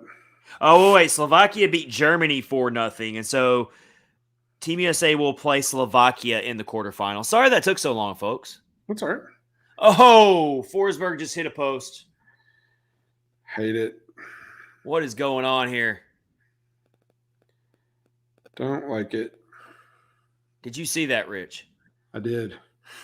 That would have been a highlight reel, like Sports Center top 10 type of goal if he would have figured out a way to score that goal backhand like that. Yeah, the backhander. Okay, I'm sorry. So the women play for the gold medal against Canada on Thursday. Oh, yeah. So, Rich, you do realize that no one is going to trust anything we say about Team USA hockey for the rest. We just lost all of our credibility. We don't even know when the teams play. Yeah, you don't know what you're talking about. But yeah, Team USA, the men's team, they have really impressed me, though, in all seriousness. Like, I watched a big chunk of that. We got to break away. We got to break away. Oh. Luke Cunnin. Oh, it's a goal. Now they're calling it a goal. What are we doing here? Okay, haven't caught up yet. Wait, there is a spotlight on the ice. They're doing the goal celebration. They even showed it on the broadcast. I haven't caught up yet. This is come on, kind of bizarre. Please let it count. I don't know what's going on. I mean, you saw the spotlight on the ice. You saw the lights light up. You saw. What is happening? Oh, they waved it off. Well, they're gonna have to replay that. It hit the crossbar, it looks like, and came right out. Man, they gave them the score on the thing, and well, there's the replay. They can do a slow motion to see if it hit the inside of the post, maybe, and see if it crossed that red line. They're reviewing it right now, but that was a really bizarre play because, like, the play continued, but you saw the arena doing like the. That's not in. No, it's not. That did not go in. There's no way that's in. But that was so bizarre that their arena lit up everything like it was a goal. Even the broadcast put across the screen Predators goal. Yeah, they did. Justin Gambino. Post night, honestly, I can't handle this. Time to crack another beer to handle this game. I mean, hey, cheers to you, Justin. I'm right here with you here. Right, man. But yeah, this is like, if you want to add even more frustration to a game that's already just driving us crazy, you get something like that happens. Yep. Justin, we don't need so hey, we don't need a shot tracker tonight. We need a post tracker tonight. Absolutely. Gosh, man. Like, this is just like. Here you go. Logan, we try U.S. men's tonight versus Slovakia at 11:10. There you go. I got my days mixed up. Thank you. Logan is our new resident Olympic men's hockey and women's hockey expert from now on, because he clearly knows way more about it than we do. Have a clue. We couldn't even figure out when the game was. No. Thank you, Logan, for chiming in there and letting us know. Yeah. I'm going to have to check that game out, though. I want to see how the men do. They've definitely impressed me and done way better than I expected them to. Absolutely. Without the NHL players involved. Because you got to think that the men's team, I mean, they're playing against a lot of KHL players in this tournament. Yeah, absolutely. And these are a bunch of mostly college players who've never played with each other. Yep. Oh, man. I hate games like this. We didn't pick we didn't pick the right game for our watch along, apparently. Yeah. No, we're still having fun. No, it's fine. It's awesome. But, it's been a weird night, that's for sure. Lots of posts. And I then feel like the Preds there though. I feel like if they keep doing what they're doing, they're going to break through. Something's going to bounce their way, but they got to just keep at it. They got to keep grinding away. Yep. They've had the Capitals on their heels. They really have. I mean, the Capitals have not really had much to go off of in this game offensively. They had a couple chances. They had that breakaway chance where Granlund had to take the tripping penalty. They had that one breakaway chance where Ekholm had to make a defensive play. But for the most part, the Capitals have not spent a lot of time in their zone, and Saros has not had to be tested very often. Come on, boys. Another close chance for the Preds. I mean, seriously, they are all over the net right now. The Capitals are tired. Yeah. The Capitals can't get out of their zone. Oh my gosh, this is like torture. It is, absolutely it is. They just cannot buy a goal. Fabro almost scored here. Let's it was kind of a weak shot, honestly. Yeah, it was right in the slot though, right? Yeah, but it was pretty weak. It was pretty weak. It didn't have a lot of mustard on that one. I'll say. So they went for 3 shots on goal just in that little sequence. They've got the Capitals on their heels here. They do have that. As we're getting close to the first intermission. Fabro shot it right into the glove. I mean, yeah, it was like pitch and catch. Yep. Right into the glove. Gosh, man. Mm-hmm. Absolutely. Well, the Predators have marked off one thing we really said was important that they had to do tonight, and that's not commit bad penalties. And they haven't done that yet, knock on wood. Knock on wood. The one penalty on McCarron, we didn't see much there. I didn't see anything. And then the penalty that that Granlund took, he had to take that one. I mean, that was a penalty out of necessity.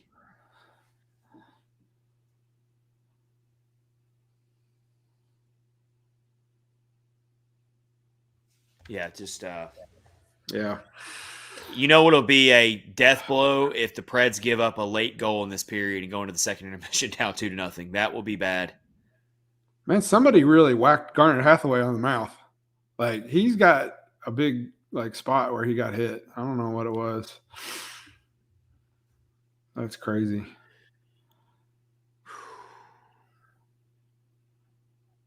Oh. Capitals were really hunting for that last goal, but we're going to the second intermission. Preds are down 1-0. All right. Matt Duch, this whole team looks so frustrated right now. Like, they just look so well, they should be demoralized, dejected, they've hit so many posts. And that's the thing about hockey. It can be a really cruel sport. Like, it really can. Like, when you feel like you're doing a lot of really good things, especially that second period. The Preds dominated that second period for the most part. Like, they really did. Like, they did. The Preds should have came out of that period with at least one goal, and they still could not break through. And you're talking about a team that's already on a 2-game losing streak. They've lost 7 of their last 11. They haven't had any success coming out of the All-Star break. And now on a night like tonight, you really are doing a lot of really good things, and you just can't get anything to bounce your way. Yep.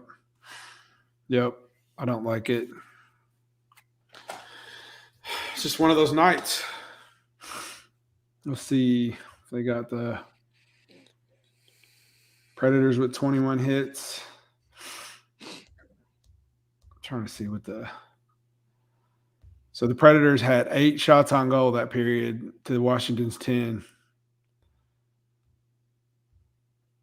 So that's not awful. Not high danger chances are still tied 6-6 between both teams. Expected goals for are still very even between both teams as well. Just not a lot of offense in this game. Justin asks, what is Chad sipping on? What brand are you going with, Chad?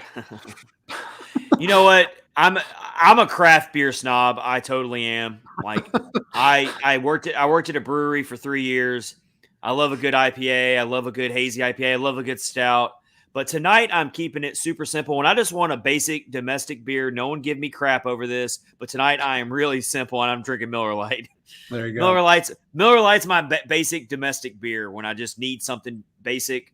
Yep. But when I'm really into craft beers, give me a good hazy IPA. I like the hazy New England style IPAs. The juicy IPAs are the ones I usually like to drink. But tonight I'm very basic. It's Miller Lite tonight. Justin. What about you, Justin? What are you sipping on?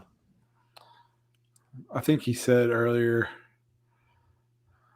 He might have to break out. If this game keeps going the way it's going, beer's not going to do the trick. I'm going to have to break out some bourbon or something. That's funny. I'm gonna have to break out the Buffalo Trace. I got some Buffalo Trace I could be sipping on right now, and I might need it if this game keeps going the way it's going. I think that the autocorrect might have got Justin, but I think it might be Yingling. Yingling's always a solid choice. It spelled it as Youngling. So yeah, that's definitely an autocorrect thing there. If he's drinking Young Ling, I have not heard of that beer. Yeah, it's spelled it Yueng, and then Ling, Ling. Autocorrect got you there, Justin. It's okay. Yep. He says Yingling. See, here's how it's spelled. That's the right way to spell it. Oh, that is how you spell it? Yeah, that's how you spell it. I thought it was all one word. I don't know. Oh, it is one word. It is one word. It's all, but he did spell it right. I do think he spelled it right. All right. I have no clue. I've always thought it'd be fun to do a craft beer podcast, actually. But because I do love talking craft beer. Like I love. Yeah. And one of our fellow podcasts on the Hockey Podcast Network is the Soda Pod. Those guys, yeah. And they always do craft beer reviews on their podcast. That's one of the things they do. Yep. So everyone needs to go check them out. The Soda Pod. Yep. They do Minnesota Wild stuff, but they also do the craft beer stuff, and it's really, really good stuff. Yep.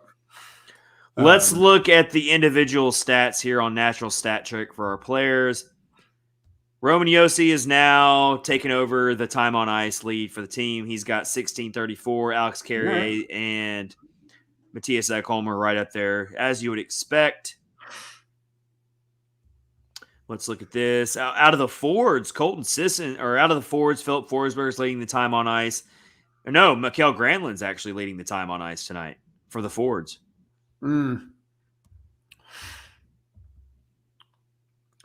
Shots on goal. Yakov Trinan's got 3. And Dante Fabro, of all people, has 3 shots on goal tonight. Good for him. Maybe he can hit one. That'd make it even better. I'm trying to pull up the game center on the website, and it's like not cooperating at all. This has been a hard game to watch, though. It really has been. It has. Absolutely, it has. And we're about to go through Murderers Row some more here with the freaking Carolina Hurricanes coming into town. Yeah. I mean, Friday night. I mean, I'm just like, I'm not looking forward to that team at all. It's actually at Carolina. Yep. Logan says, "Hey, gents, first time tuning in and just subscribe. We'll definitely be back next game. I got to go tonight. Thanks for making the game a little more interesting. Stay safe." Thank you, man. Thank you for subscribing, Logan. Thanks for joining in. Yeah. We do every episode live streamed, even the ones where we're not doing the watch-alongs and we're a little bit more organized. But when we do these watch-along episodes, we don't really come in with a lot of organization. This is literally like us hanging out with our subscribers, hanging out with our listeners, and watching the game like we're all in the same room together. That's the whole point of these watch-alongs. Yep. We want to build a good base of fans. Is that we want the comments flowing. We want to have plenty to talk about. That's what makes the watch-along episode so much fun, is when the listeners and the viewers build the episode and talk about what they want to talk about. Definitely. Thank you for subscribing. Thank you for subscribing, Logan. Definitely. Yes, very much so. So, let's look at this upcoming schedule. We got Carolina, Florida, Dallas, Tampa. I'm going to even look into March. Then it gets a little bit more sustainable. Then we get to play Seattle, and then we get to play San Jose. But, this month's rough. This is a hard stretch. I I mean, after that, it's going to be your typical. I mean, March does look a little bit more like there's a lot more teams where we can get some wins. But yeah, I mean, Dallas again. Gosh, man, the Preds could be literally staring right at like a 5 or 6 game losing streak here. Mm-hmm. These opponents are just not easy coming up here at all. Like it's not. Doesn't have me with a good feeling in the pit of my stomach. No, it does not. Definitely. Looks like they have St. Louis, Minnesota at Minnesota. The Penguins on the 15th. That'll be interesting.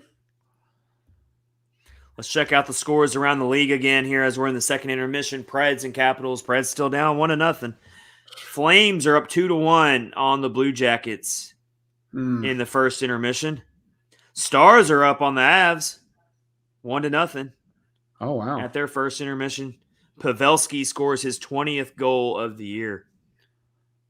Kudos to that dude. What a year he's having. Absolutely. The Blues beat the Senators 5-2. Boo. Don't like seeing that. Oh, that means I'm not going to talk about it. Oh, no. The Preds are officially in a wild card spot right now. And they're only 7 points clear of Edmonton of even being in the playoff picture, guys. This is like seriously like unnerving, unsettling stuff. I do not like it. They can get, I don't want to talk about it. Penguins, well, we have to, Rich, unfortunately, we have to talk about it. We signed up to do this podcast, so we have to talk about it. So Penguins are up 5-4 on the Flyers. Yeah.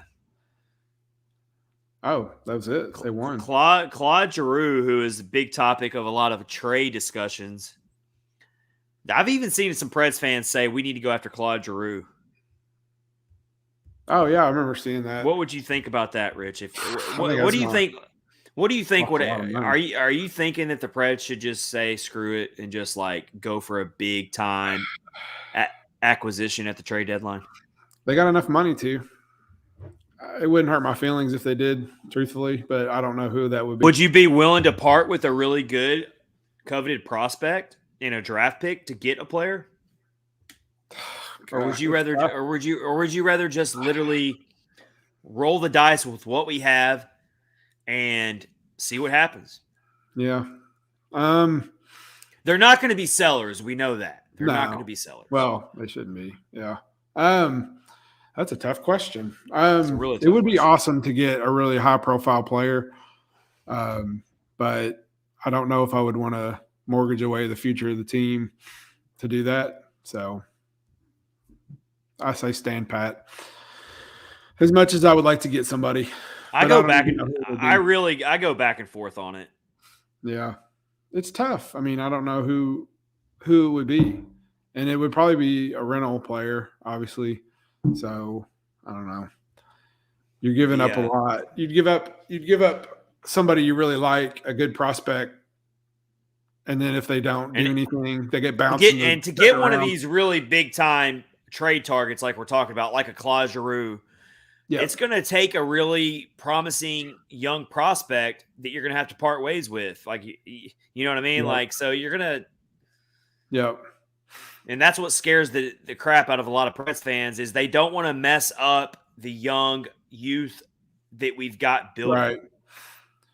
Justin says Claude Giroux is a rental. Doesn't want to come here, though. He already said it. Oh, I missed that. I didn't realize I didn't see that said either. That. Okay. And then he said he wants Avs, Wild, and Blues in that order. If he goes to the Avs, that's going to be not even fair. It's not even fair. But that's bad news for the Preds no matter what because he's going to a Central Division team. Absolutely. Absolutely. I'm not crazy about that at all. I'm not crazy about that either. But I'm leaning towards let's just move forward with what we got. And it's not like this team can't win. They've already shown this year that they are a good team. They got to figure out how they're going to get through this rut. And I think I've said this multiple times. They are a type of team, the way they play and when they're clicking on all cylinders, they can pull off a first-round upset. Yep. I'm not saying they're a Stanley Cup team, but they can pull off a first-round upset this year. They're built that way. I think so, too. Rangers beat the Bruins in a shootout. That's over. Tampa ends up whooping the Devils after they fell behind 1-0. Ooh, man. Oh, actually, the Devils were up 3-1 in this game at one point. They were. Wow. And the Lightning scored 5 unanswered goals after that. Oh, we know how that feels. And probably the game of the night. This is really the game we should have done the watch along on, Rich, was the Sabres and the Islanders. We picked the wrong game, Rich. That was the game to watch. Yeah. I can't wait. I cannot wait to see the TV ratings on that one. The Sabres and the Islanders, sign me up for it. I don't know if Mike Twitter and Justin would have hung out with that for that. I don't know either. I wouldn't put anyone through that. That would not be fair. 6-3 though. It's a lot of scoring. That's probably exciting. Speaking of like really franchises that are just going through really difficult times, did you see? We got to see firsthand what the Coyotes arena is going to look like for Arizona State. Did you see it? I did. It looked so much smaller than I pictured it. I mean, it literally looks like a little high school arena gymnasium. I mean, I'm sure it's nice on the inside, but it is tiny. Man, it's going to be so weird. It's going to be so weird. The Coyotes in the NHL are spinning it like it's awesome too. Well, I mean, what do you expect the Coyotes to do? Well, I mean, I know they have to. They got to embrace it, but yeah, they are. They're putting the spin on it though, for sure. They're totally spinning it. They're spinning it like it's this great, awesome thing, and for the league, and it's weird. The spitting chicklets Twitter was like, NHL games are going to be played in this arena next year. It's really strange stuff. Oh, my heart just dropped a little bit. I looked up at the TV and they were showing a replay of the Capitals celebrating, but I thought it was live, and I was like, literally, my heart just sunk a little bit. So I already know how I'm going to feel now if that ends up actually happening. Yeah. Woo. Okay. Yeah. That'd be crazy. All right. Just Mike Twitter says he wants to go to one of those games out there when the Preds play Arizona. That'd be crazy. There's only 5,000 seats, Mike, so you better go ahead and get in on that. Yeah. You go and pay $130 for one of those What's seats. Crazy about it, like, you got to go look at, if you haven't seen it yet, everybody, you got to go look at this. So the arena looks like it's just a lower bowl. It's just a lower bowl in a concourse. That's all it is. It's very small. 3 years, though. That's how long they're going to be playing there. 3 seasons. I don't see it happening. They might play there. They might play there for a little bit, but the NHL is going to have to figure something else out. They're going to have to find another place for them to temporarily play at, like split it up a little bit. Them playing 3 full seasons, which would be how many games? That'd be 80, around 120 something games. 120. No. Oh yeah, we're talking about 3 seasons. Yeah, you're right. You're talking about over 123 games, if my math is correct, home games in that arena. I just don't see how it's going to happen. Yeah, like I don't know. Yeah, and like security and stuff, like it's just insane. But Rich, apparently it's all been paid for up front by the Coyotes. Oh, well, that's good that they got their money up front. They don't have to worry about not paying their electric bill or not paying the rent. Like they got it. They got it. They're in. Oh my gosh. Oh, the poor Coyotes. Those poor Coyotes. Yeah. I feel bad for the fans. I think that's horrible. I don't know. You get used to having a team and then they're gone. It's just horrible. I don't like it. I think they got one of the best old school logos. I'll give them that. They do. They absolutely do. I'll give them that. Yeah. I'll give them that. Yeah. I don't know. It's just crazy. All right, so we are coming up on the 2-hour mark of this Catfish on Ice episode 106 watch along episode. Preds versus the Capitals. We're here for you from start to finish. Yep, absolutely. Justin says, I hate always being the dude here with a differing thought. Don't hate that. That's awesome. But I think this could be good for the Yotes. They get so much buzz because of it and the college fans. Yeah, they're going to have a bunch of college kids filling that arena out. But I wonder how much they're going to charge for tickets. I get what you're saying, Justin, and I've kind of thought about that too. But devil's advocate here, overall, I think it's a really bad look for the league. It is. I think so a little bit too, but I mean, let's just imagine. Let's imagine it this way. You look at the other three major sports. Could you imagine if one of their teams? Let's just talk about a football team.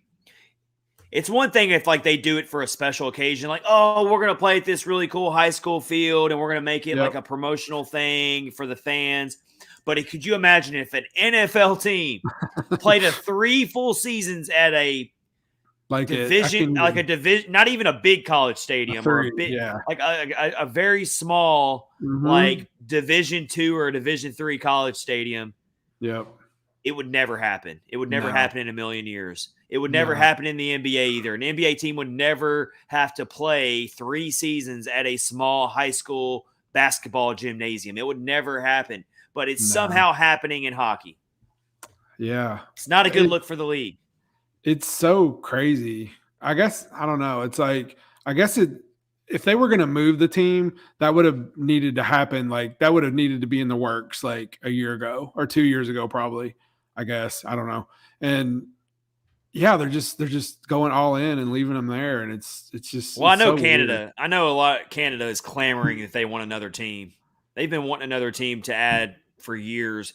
And so I'm sure that there's plenty of Canadian cities up there, like Quebec is the big one that everyone likes to throw out there, who would love to have the Coyotes relocate to a more traditional hockey market. Yeah. Yeah, I think so. It is kind of weird. Like, Canada, I'm not advocating that the Coyotes should be moved out of there, because we are the fan of another hockey market that's not traditional. So I'm not saying I want to see the Coyotes get moved, but if the team's not being supported and you can't even find an arena for them, then it's a bad look for the league, and maybe they will end up having to get relocated eventually if this doesn't get corrected. Yeah. Yeah. I don't know. And it's so I know that they were saying that they were going to build the arena in Tempe, Arizona. I find it hard to believe that there's not even like a conference center or something where you could build a hockey rink and get more than 5,000 people in. It's just so weird. Like, there's got to be some kind of concert venue or something that I don't know. Put ice in. It's strange. It's really strange. Well, that's why I really don't think that they're going to figure something out where they split. Maybe they play a few of their games there. They play some of their games at this other place. I just don't know how they're going to play all their games there, but we'll see. All right, we're back underway here in the third period. This is our time here. The Preds, they got to build on what they did in the second period, right, Rich? They do, absolutely. Absolutely. Justin Gambino says the NBA team, I guess that would be the Suns, said no. Said no, they didn't want to share their arena. Anyway, that actually happens. That happens a lot, actually, in sports. In these cities where you have an NBA team and an NHL team. Yep. I mean, the Suns must own that arena, the rights to that arena. I would say so. And I mean, why would they want to have to share their arena? It's just not going to happen. It's really strange. That's why Nashville would never get an NBA team, because the Preds would never want to share their arena. Nope. With an NBA team. No. Now the Capitals, they share their arena with NBA and WNBA. It does happen. Yeah, it does happen. But Yep. All right, what's happening? Let's go, boys.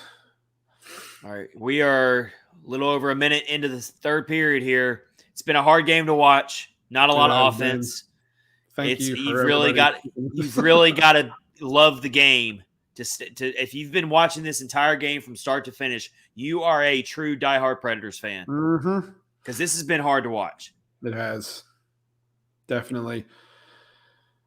I mean, they've had some good shots. Obviously, it hit the post, but they just got to find a way. I don't know. I don't even know what else to say about it. It's got to will the puck into the net. I don't know. Oh, look, there's a DraftKings ad on the glass. That's cool. Let's speak it into existence. Who is going to score for the Preds in this period, Rich?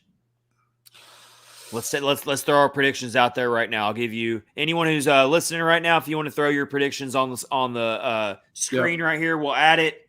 Let us know. We are going to speak it into existence right now. Who is going to score the Preds' first goal tonight? If we predicted, it will come. I'm going to say Rich, who are you going with? I'm going to go with Forsberg. All right, that's an easy prediction there. It is. I am going to go a little more non-traditional here. I'm going to go Ryan Johansson. Okay, I like that too. Yakov Trennan's a good prediction there from Justin. Justin says Trennan's probably had the best chances all night out of everybody on the team. Yossi hit the post. But I'm going believable. Yeah, how many post shots is that now for the Preds? 5? Oh my god, 5 at least. Oh my gosh. All right, so my prediction is Ryan Johansson. Rich has got Forsberg. Justin's got Yakov Trenin. Anyone else, if you want to throw your predictions out there? Yossi, what a move. Oh. They're so close. Wait till you see. Oh! We spoke it into existence. Who is it? I'm waiting. That was chaos. Oh, we were way off. Michael McCarron. No way. Mr. Michael McCarron. Oh, it's coming up. But look at this stick handling. That move from Yossi to get in the slot created that whole situation. Oh. Wow. That is the definition of a sloppy goal right there. Did he really? Oh, here you go.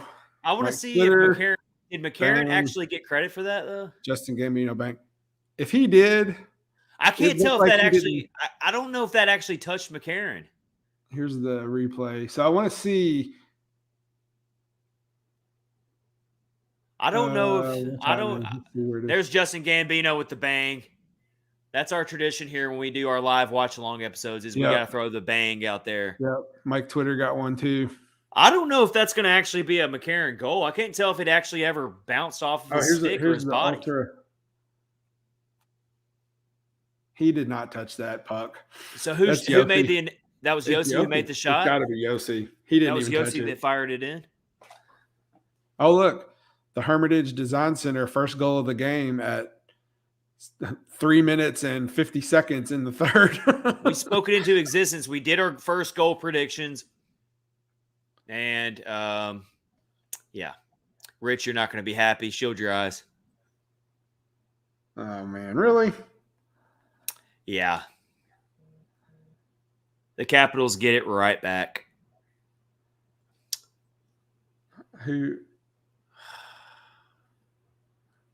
I'm really behind. What is going on with that? Mm-hmm. Horrible defense. Horrible defense. Oh, yeah. Wow.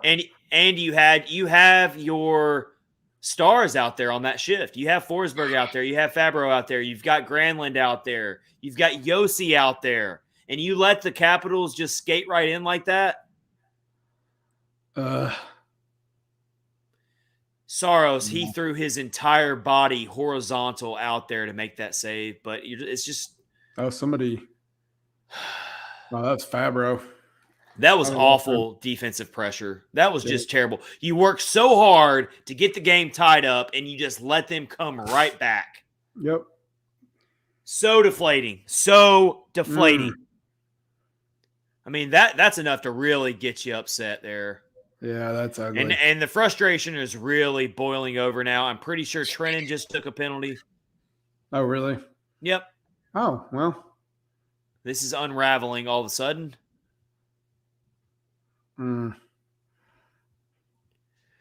This is this team. I'm telling you, this is what this team is. Yep. They can't keep their emotions in check at all. He can be mad all he wants about it. I don't know. I mean, that was a hell of a hit from Trennan. That was a hell of a hit. Please don't make it. I don't more than 2 minutes. It's not. It's going to be a 2 minute, but they call tripping.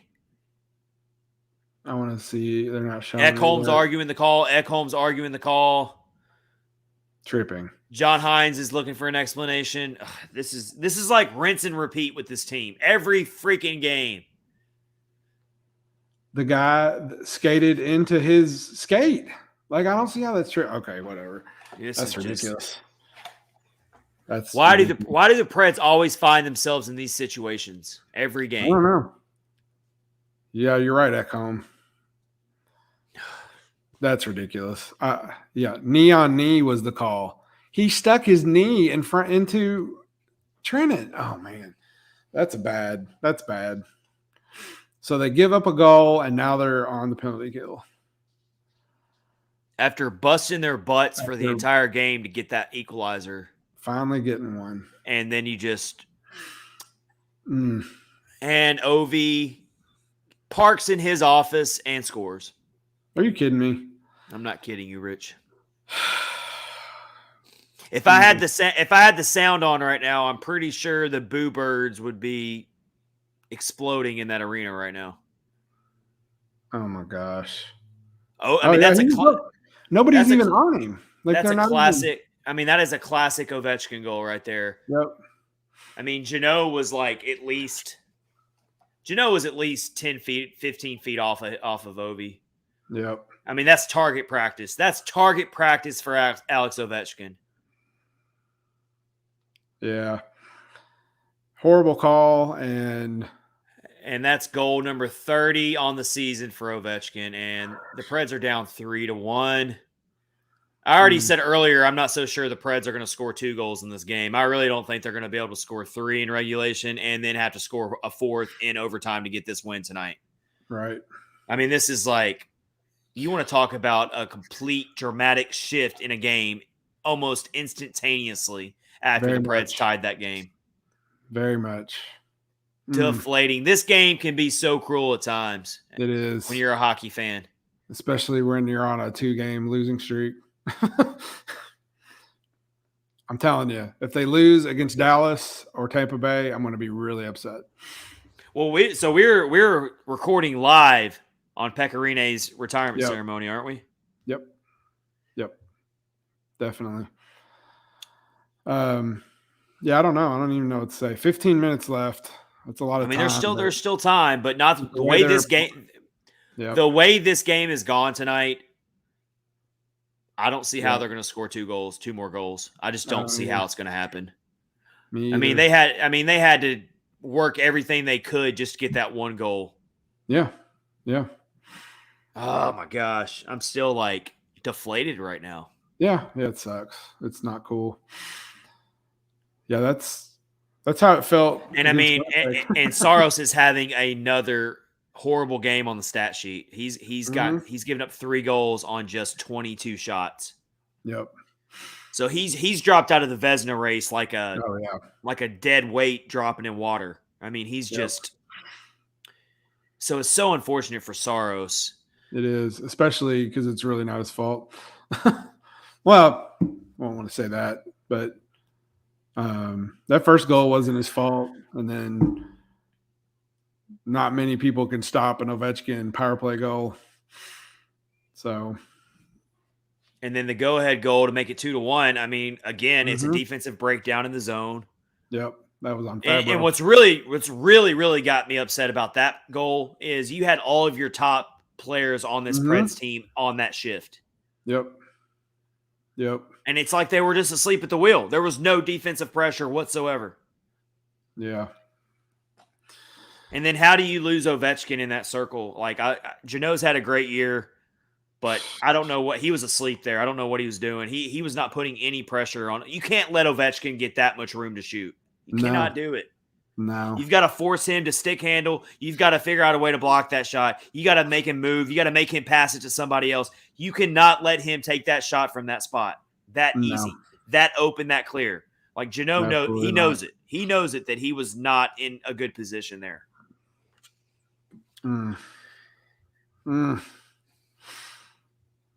It's insane. Are we seeing the true predators right now? Is it finally caught up to them? Is that what's going on, you think? Or? I will say that every team goes through stuff like this every in an 82-game season. Unless you're the Avalanche. But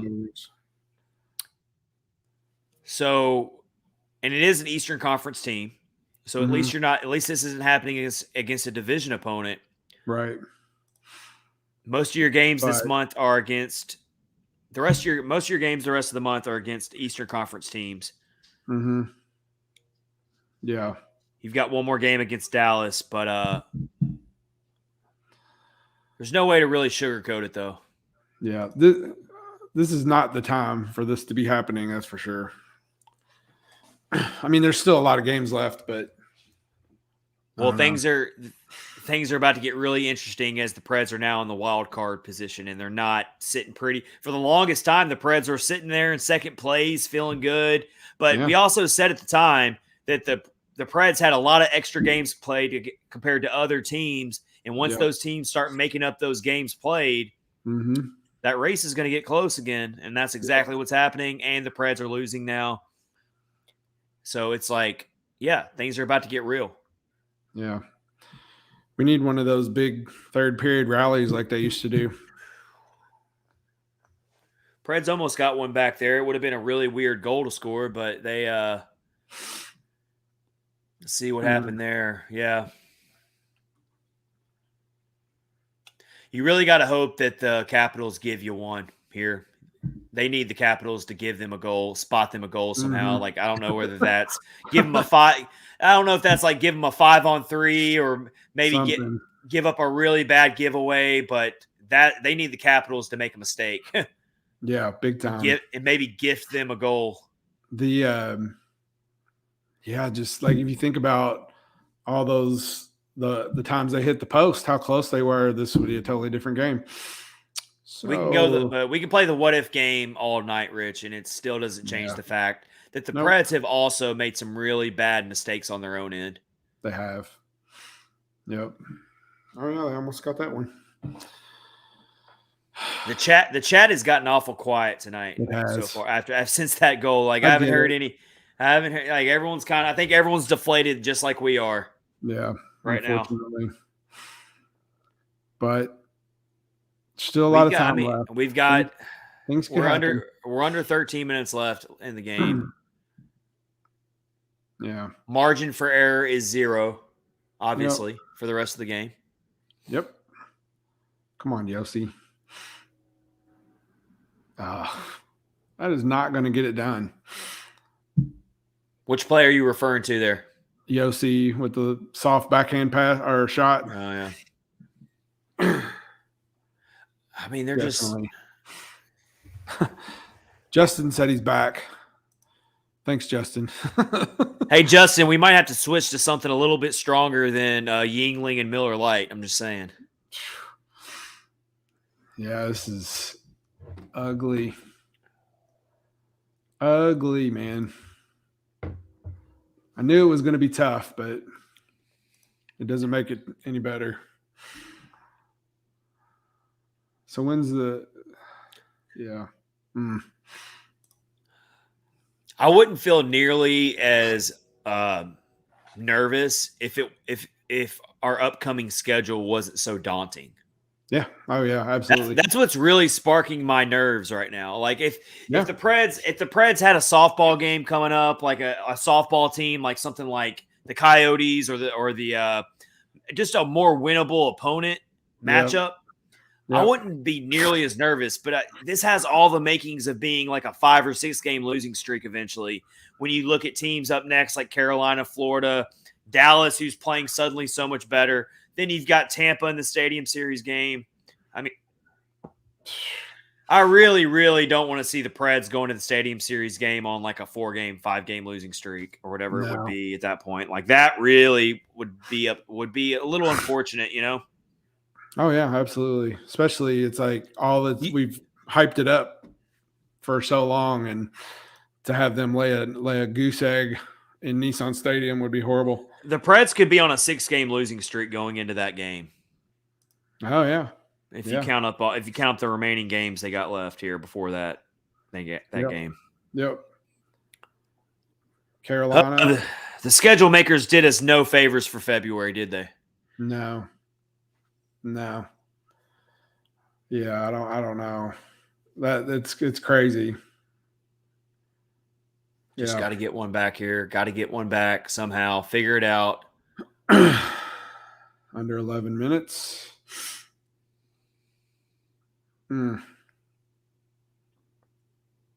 Finally, you've got your fourth line out there right now, and they're really battling out there. I mean, I'm really pleased with what I'm seeing. I mean, they're figuring out a way to keep the puck in the zone. They're trying to get possession. They're trying to set something up. They're at least putting out quality minutes. Like they're putting out quality. Oh no. Okay, that changed really quick. Another breakaway for the Capitals. Luckily, it was not a goal, but another breakaway was given up. Right when I'm praising the fourth line, they give up that. Yep. Like, you see what I'm talking about, Rich? That was it's coming up right now. It's like I'm praising them, and then they do that. Like, we can't have nice things. All right, top line's back out there. They got to do something here. They got to produce something. They got to show why they're the top line. And I mean, the Capitals have really played a pretty strong defensive game. I got to give them credit. They have. They've been frustrating. They've been a frustrating defensive team. A thorn in the side is what they've been tonight on defense. And they've broken up a lot of passes. They've clogged up a lot of lanes. Yep. The fans are so agitated right now. I mean, you can just see it. So many fans are standing up, throwing their arms up. I know how that Bridgestone Arena crowd gets in games like this. I mean, they don't shy away from voicing their displeasure. No. When the Winnipeg game, when they scored the empty net goal, there was like 2.5 minutes left. It just emptied. Like there was hardly nobody there. Which I hate seeing that when that happens. Yeah, I would never do that because the tickets are too expensive. I want to watch everything. Yeah, I'm one of those types where I stay till the end. Yeah, no matter what. No matter how bad it is. So here's Justin. Got some good news. I got my first client as a producer mixer after going on my own. Kind of exciting. Well, congratulations, man. Congratulations, Justin. That is awesome. Way to bring in some good positive news into this episode. We appreciate that. That is awesome. That's huge. Congratulations, man. That's very cool. Love to hear that. Very cool. What else we got going on? We haven't talked about the Fantasy Hockey League in a while. Oh, no. What's going on in that? My team's been struggling, much like the Predators. I won last week. That was kind of cool. I beat Matt Hardesty somehow. Oh, there you go. The number one team in the league, right? There you go. Yeah. No. I don't know how that happened. Well, I do know how that happened. We have a new number one team in the league. Do we? Kyle Perkins is the number one team in the league. Is he really? Wow. Look at that. He is number one. He is 11-5. Wow. I've fallen back to number 6 in the league at 9-7. I'm Rich, you're in 4th place at 10-6. Matt Hardesty's number 2. Lindsay's number 3. Yep. I am actually playing Lindsay this week.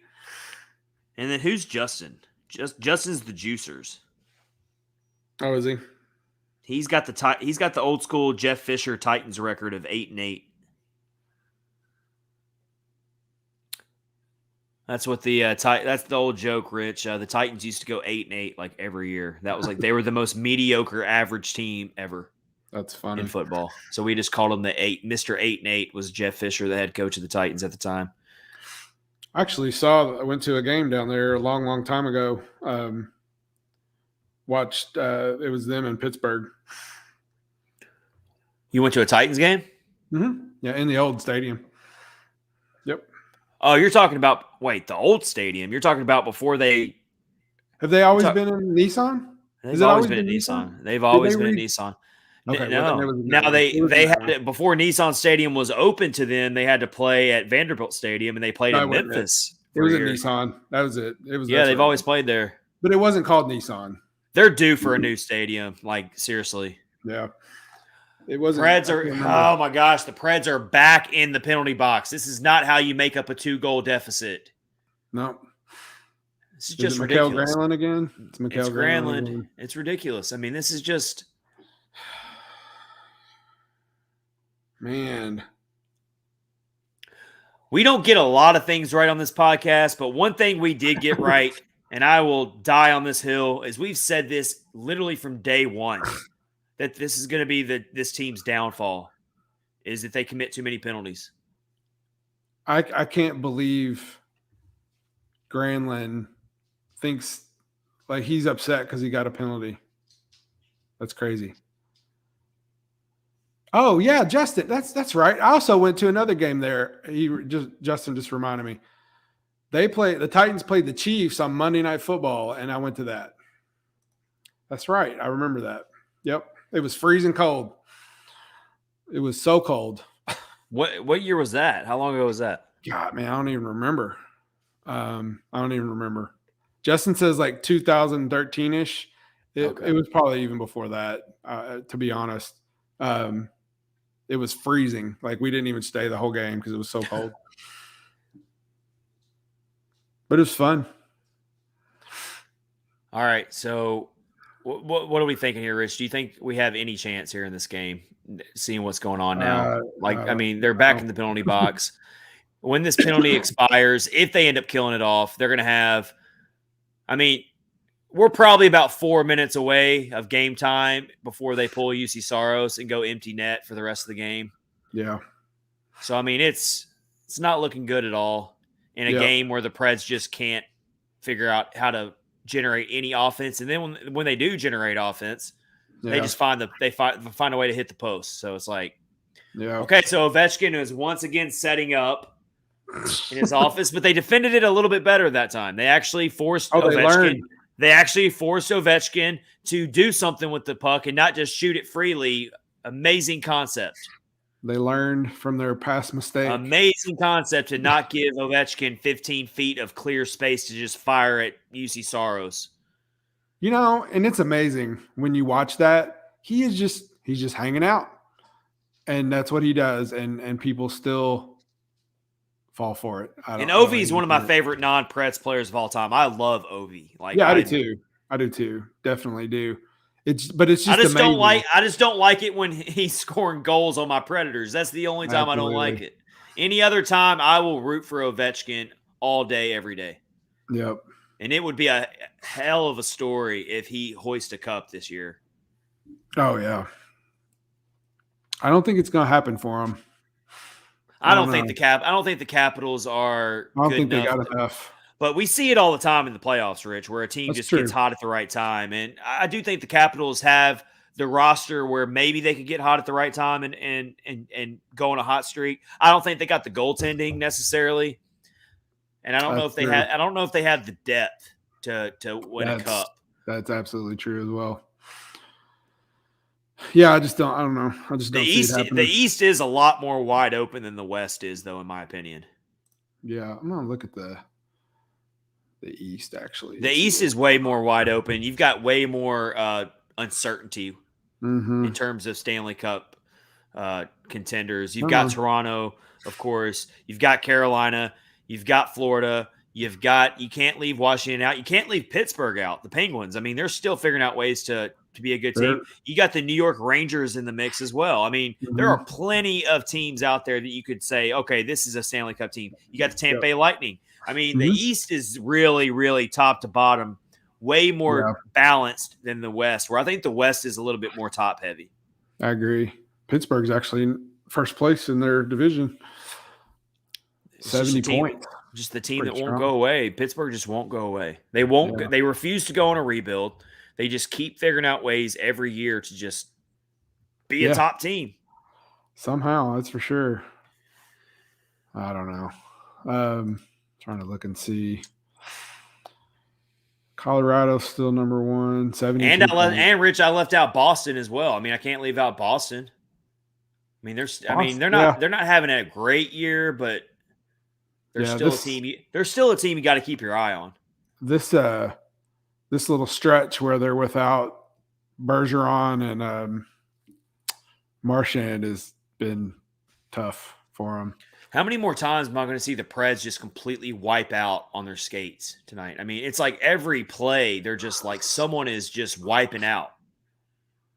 Yeah. Oh my gosh, it's just like hard to watch. It's like,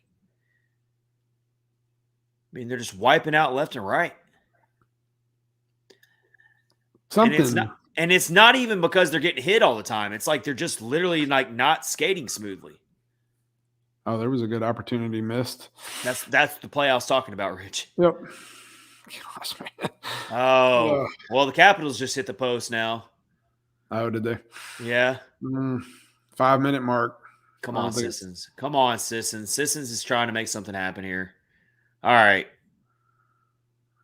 They're trying to go tic-tac-toe here and set up a good shot opportunity, but the Capitals are just always in the right spot at the right time. Yep. Oh my gosh. So we're at the 4-minute mark, roughly. Yeah, it's getting close to where they're going to pull Saros. Oh wow, there's the post shot. Yeah, I'm waiting for them to pull Saros any second now. Yeah. Oh man, I'm already seeing some people get up for the exits. Come on, folks. You can't get up that early. Come on now. Yeah, I don't like that. I don't know. I don't like that at all. I'll stay no matter what because it's fun. Well, before we get to the end of this episode, this watch along, everyone, we are presented by DraftKings, of course, and we don't want to forget our sponsor, our amazing sponsor, DraftKings, who is just outstanding for sports fans everywhere. If you want to get in on the action, if you haven't yet signed up for the DraftKings Sportsbook app, we've got an offer for you using our promo code THPN, and that is for definitely our Hoops fans.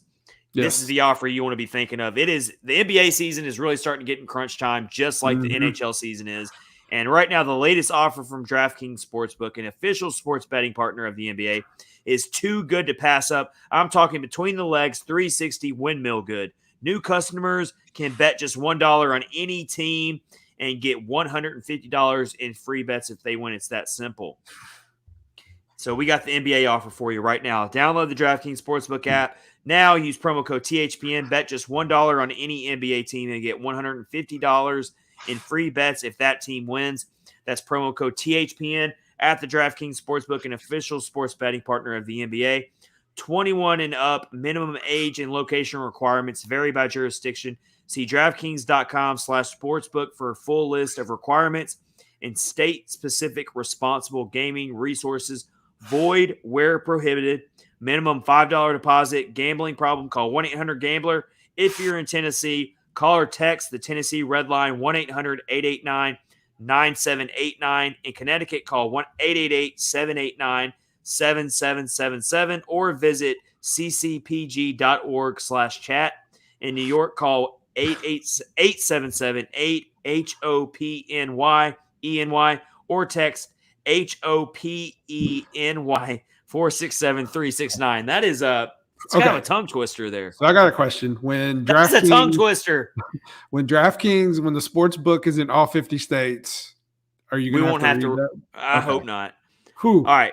That'd that is HOPENY 8778. Yes. All right. There you go. Woo. Wow. That's a tough one. I'm gonna have to start practicing that one more. I'm gonna have to start reciting that like 20 times. HOPENY. Got it. And you can also still take a shot at the big payday if your sportsbook is not available in your state yet. You can play daily fantasy for huge cash prizes. And DraftKings also has daily fantasy basketball contests. And DraftKings is giving all new customers a free shot at millions of dollars in total prizes with their first deposit. So please make sure I did not read that script and that tongue twister for nothing. Please make it worth it. Go onto the DraftKings Sportsbook app and sign up with our promo code THPN and have some fun. Absolutely. All right. 3 minutes. The net is empty and the Preds are on the power play. So they've got a 2-man advantage here. All right. Here's your time. Hey, man. Forsberg just fired one in and got to give Samsonov a credit for a good save there.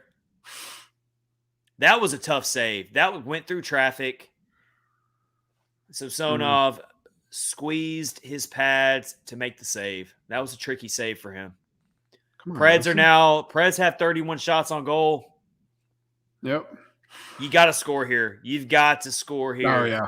Yeah, if they don't two-man advantage with the empty net and with the power play going. You got to – it's 6-on-4, not 5-on-3. Yeah. Man, they're just he shot it right into his chest. Capitals clear the puck. It's not looking good for the boys. 2.5 minutes left in regulation, a little over 30 seconds left on this power play with this 2-man advantage, 6-on-4. The very rare 6-on-4. You don't see this. No, not very often. I'm surprised they even called it. They're trying to set something up.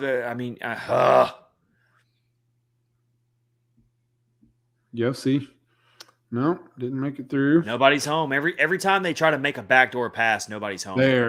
They're super lucky that they didn't just give up the empty net goal right there, because none of them even had a shot at even getting anywhere near it. I don't want to hear anything about luck tonight, Rich, because the Preds have not had any luck tonight. No. I mean, and here comes the empty netter. Nope. All right. They kept it from being – they kept the Capitals from an empty net there, but they're having to go back and regroup now. We're down to 90 seconds left in the game. Yeah. I don't think so. Losing's not fun. It's not. And there it is. There it is. They got the empty netter. All right. 4-1. 4-1 right now. Still not an official final score. And this team looks so dejected. Forsberg looks like he's thinking about what's his next team he's going to play for next. That's what I was getting ready to say. He's like, seriously, someone needs to go. Kyle Perkins needs to go ahead and make a meme right now of that Forsberg look on his face I just saw, because I saw him thinking, "What's my next team I'm going to go play for?" Yeah, I don't. Freaking Ovechkin, I love you so much, but why'd you have to do it tonight? But I hate you tonight. Yeah. So he's just such an assassin. Yeah. Like, he really is. Like, I mean, he's just. So okay. So if this team starts trending this way right now, what do you think they need to do? How much? You mean like how much worse does it have to get?